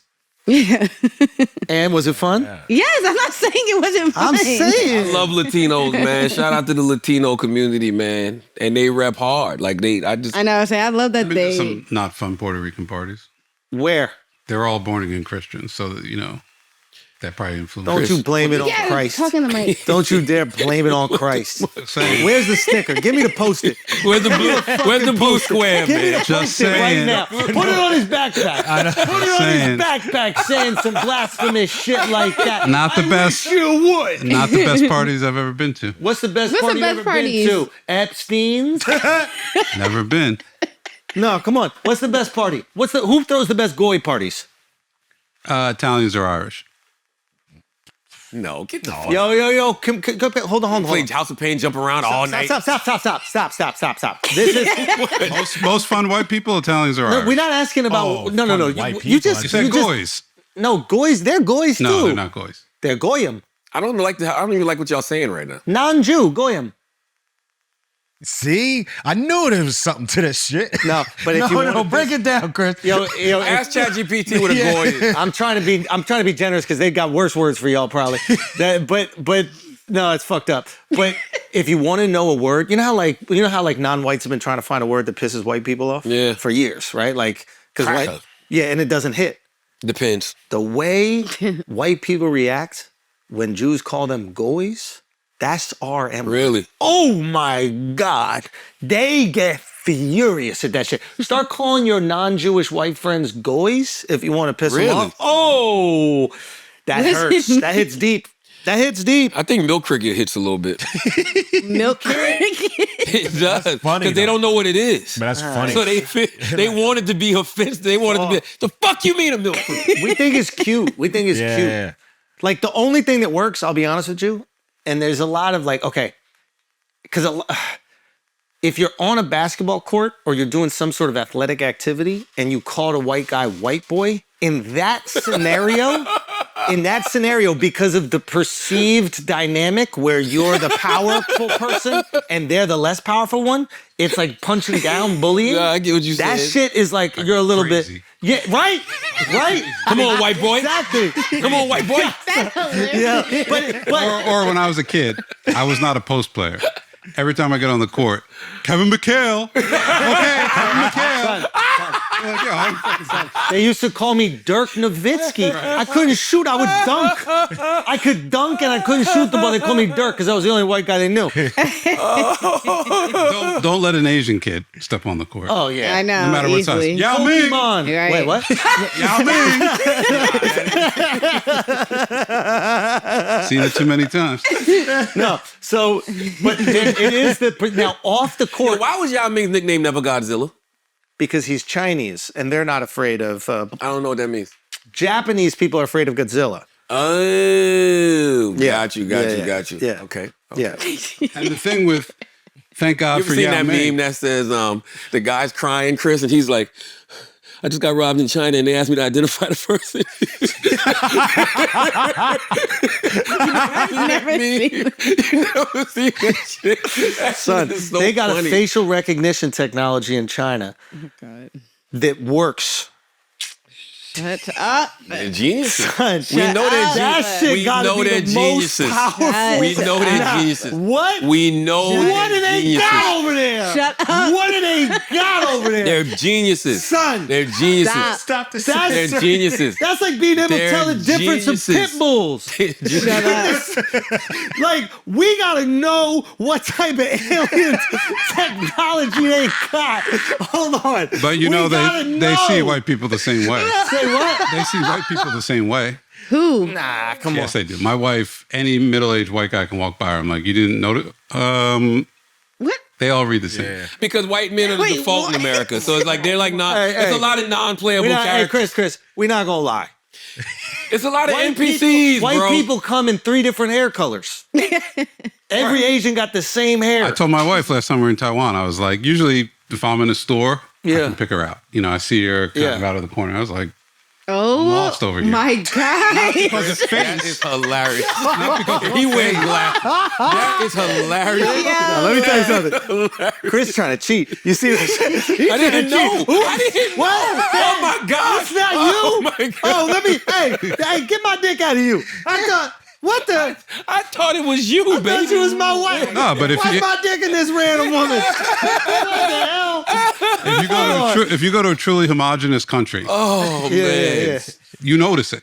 What? You notice it. No, 100%. I'm saying white people come in so many different flavors. You can't say we all Not look in the same. America. In America, white males are really the NPCs. Redheads, blonde hair, blue-eyed whites, dark hair. Like, there's too many different whites for you guys to be like, Dark skin Italian, olive skin Italian. thank you. Yeah, it's a lot of non-playable crackers in America, bro. Like they just walking up and down the street. You know what I'm saying? It don't hit.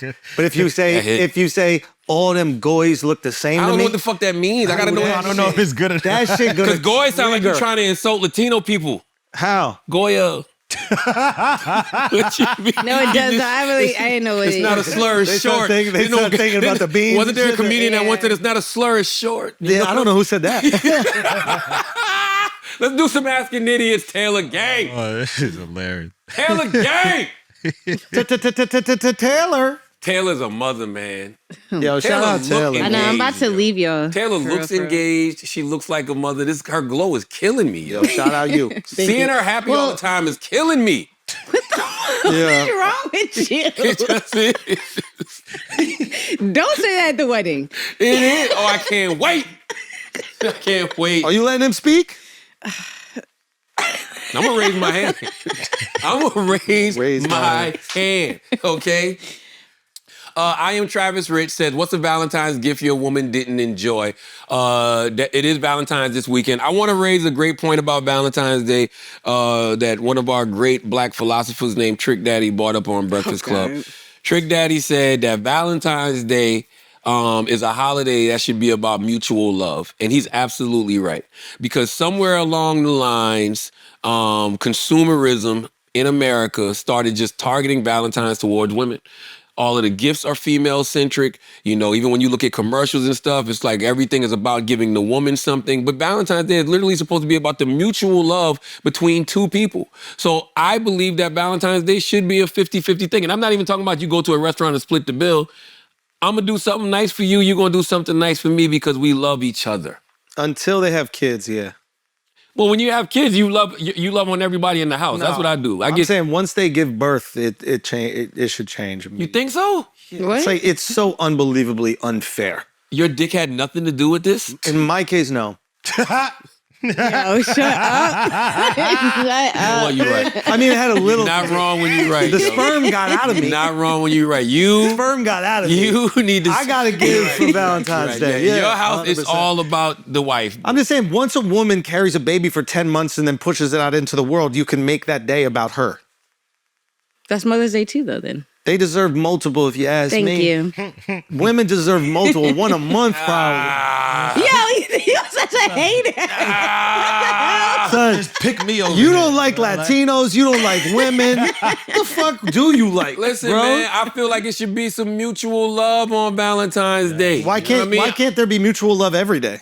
Absolutely, but Valentine's Day is the day. I love on my girl every day. Every day Valentine's Day in my house. Listen, we live in America though. America's all about consumerism. Every day Valentine's Day in my house. Yes. What's this shit right here?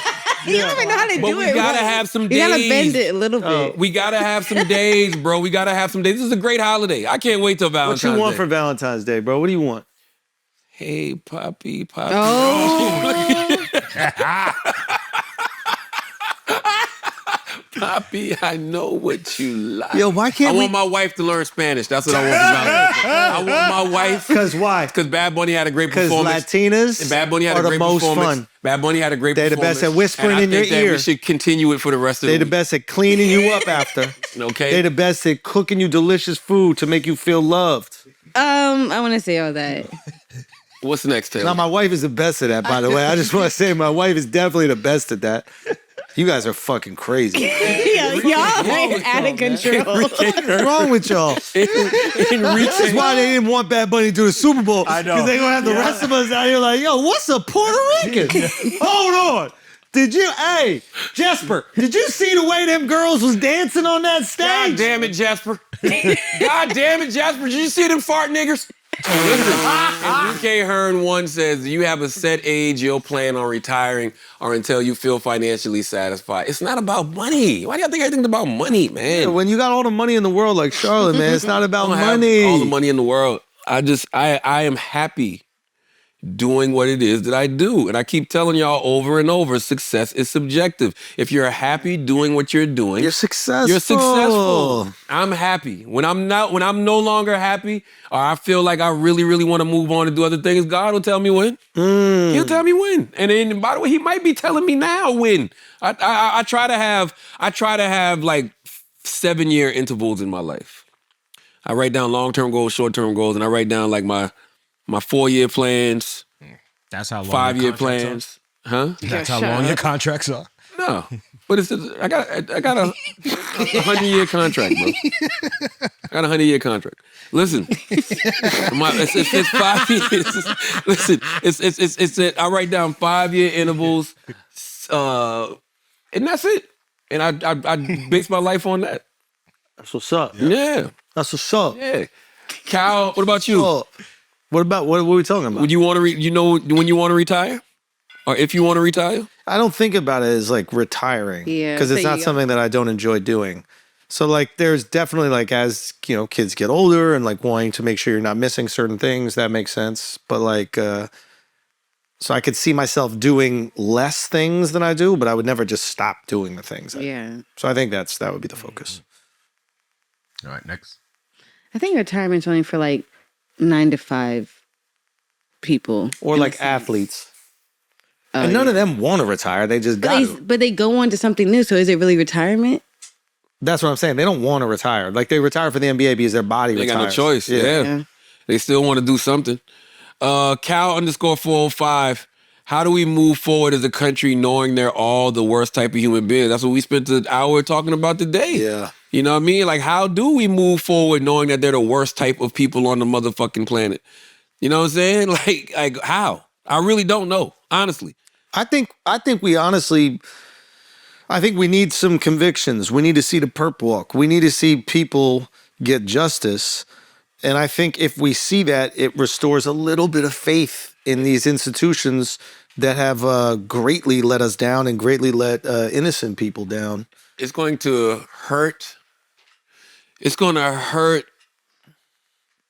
hurt credibility a little bit if the left starts using this as a reason for people to vote in November, and they say things like, we can't prosecute until we get in office, which is relatively true, right? But if you get in office and still don't prosecute, now you're still causing further damage. Now, why would we believe that they would prosecute when they had it for 4 years and they didn't? Because I think this is a new generation. When I see the guys like the Roe Connors and the Thomas Masseys and all of them, you know what I mean? Thomas is a Republican. I think that there's unanimous support to prosecute. That's why the files got released in the first place, right? The Congress voted to release the files. So if we have Congress supporting it, it's the administration and the FBI that is holding it back. And But that's what I'm saying. They is holding it back. They would probably have to say they got to get ultimate power again. What I'm saying is if we hear them say that, then they're just using it to win that's elections. what I mean. That's what I'm saying. And It would kind of like ruin credibility in a lot of ways, even though it is true. No, it's not true because they would have done it had they done it before. They never said a single fucking peep. And then Massey and then Roe Conn were very brave and then put a lot of pressure on these other Congress people that just ignored it for fucking years. And a lot of them probably knew exactly what was in those documents and decided to ignore it and look the other way because the Epstein fucking class, the donor class, was padding their fucking pockets. So they just ignored it. And now they're feeling the pressure and now they're going to jump on board and now they're going to change. But, will they? Clearly they have because they just said, okay, let's see it. I think that to me that's a step forward. I think they would have to need a little bit more power to really prosecute. Look, I'm also because you got to get rid of the DOJ. You got to bring in. No, you don't have to get rid of these things. You just have to get rid of the people in these positions that are corrupted. That's what I'm talking about. That's what I mean. I'm talking about you got to get rid of that regime. You got to get rid of that regime in the DOJ. You got to get a new attorney general. You got to get all of that. I also want to say, like any politician that ignored it for years and is choosing now to not. We don't want to hear from you. No, No, we cannot throw the baby out with the bathwater. It's like if they now. Why, you want to put it on a pizza?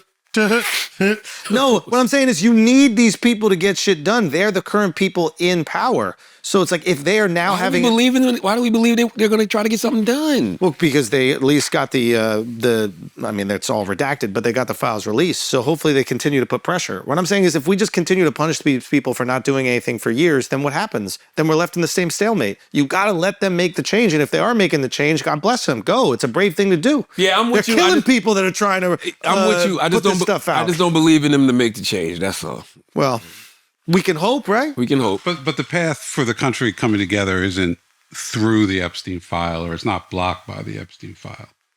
The path coming together it's more an issue of humanity, right? Well, no, Chris, you're not wrong, but you're missing the point. Like he's saying, how do we believe in government moving forward? Go back to the question, Taylor. Go back to the question. He says, or Chris, I'm sorry. He says, how do we move forward as a country knowing they're all the worst type of human beings? That to me sounds like he's talking about the system.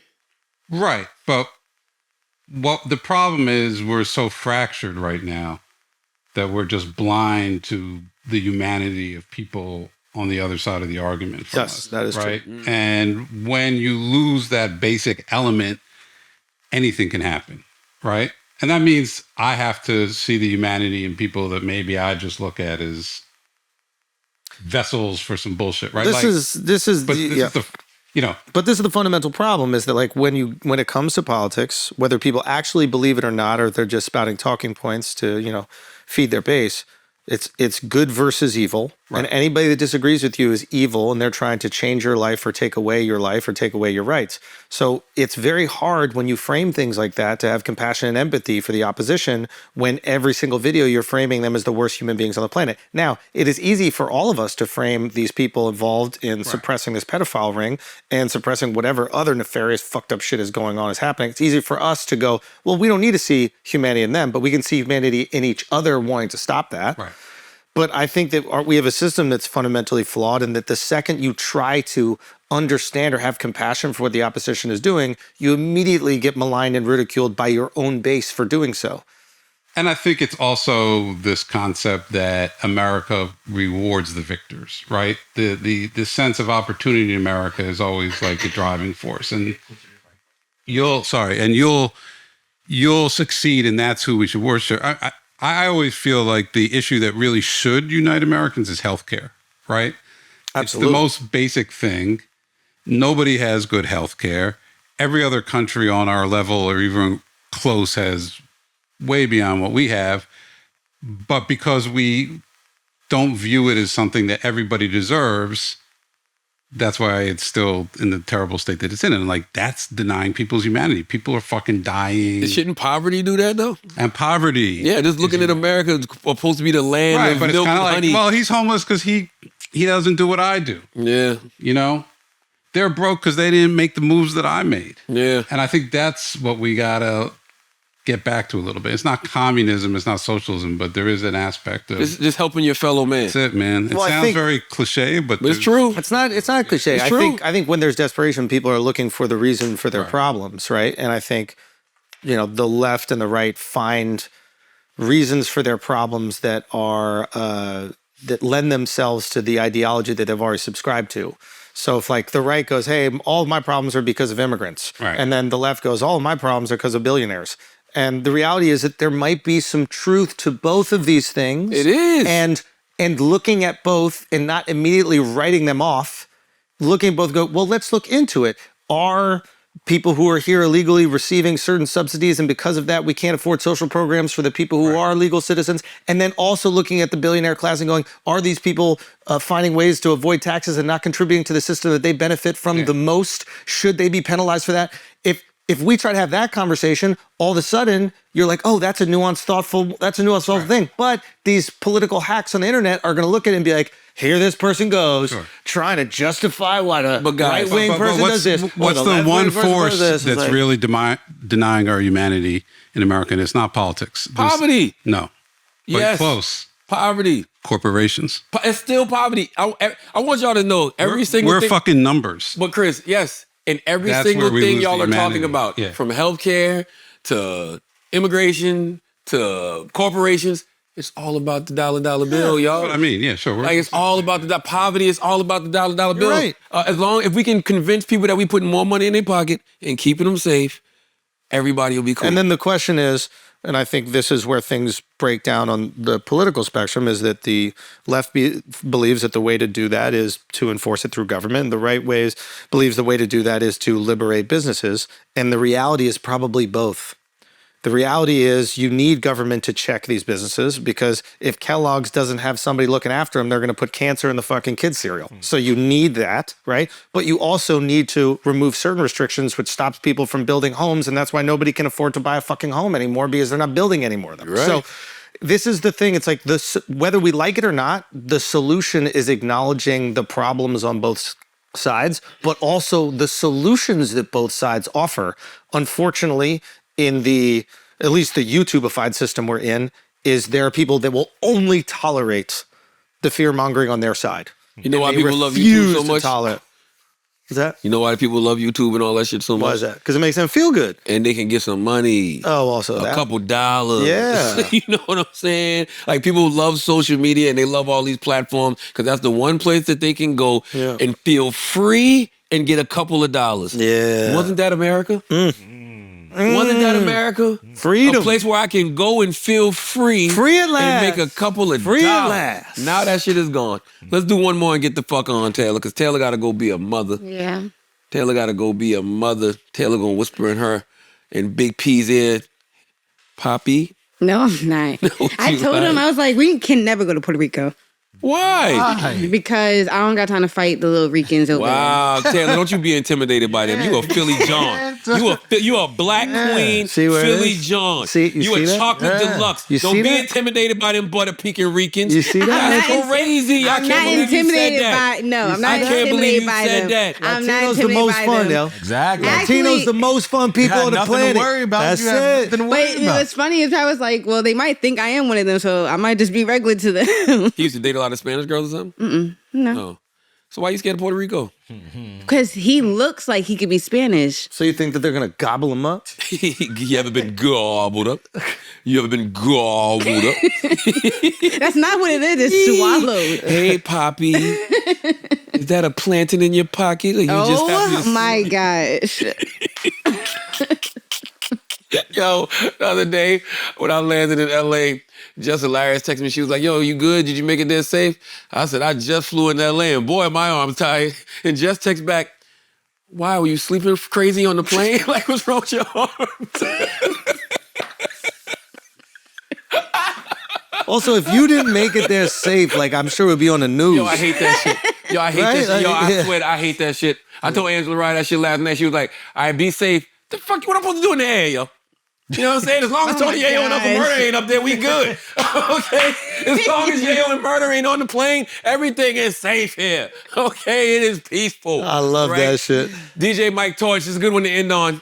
Ask Alex if he paints his toenails different colors too. I don't. Why? Why don't you do toenails? Prove it. Prove it. I just get a regular pedicure. Prove it. But why? Prove it. Just don't. You would take I your can't see foot my- out for I a can't man. Fraggle maggot. You would Straight take your Fraggle maggot. foot out for Couldn't another wait man. to show us his feet. That was I got crazy. some Damn. nice feet. You ain't even got an OnlyFans, bro. You just did that shit on purpose just to show us your toes for no reason. Fraggle maggot. Okay? Patao Papi. That's who you are, yo. What is that? Patao. What is it? I'm not doing it. Patao Papi. What is that? Hold on. Nah, you can't look up at this on. now. I need to look it Nah. up. Hold on. How do you say gay in Spanish? Hold on. I think it's pata. What is it? Puta. Puta. No, that's bitch, I thought. Puta. Punta is bitch. What? Okay, you All of a put. sudden, y'all speak Spanish. I don't know. First You a of gay all- Papi is what I'm trying to say. Right? I learned all the cuss words from my You're a exes. gay goy. Listen, as always, if you listen to this podcast, you think we're smart, you think we're intelligent, you think we're brilliant, you're absolutely right. But if you listen to this podcast and think we're just a couple idiots who don't know shit, you're right too. It's the Brilliant Idiots Podcast. Thank you for listening.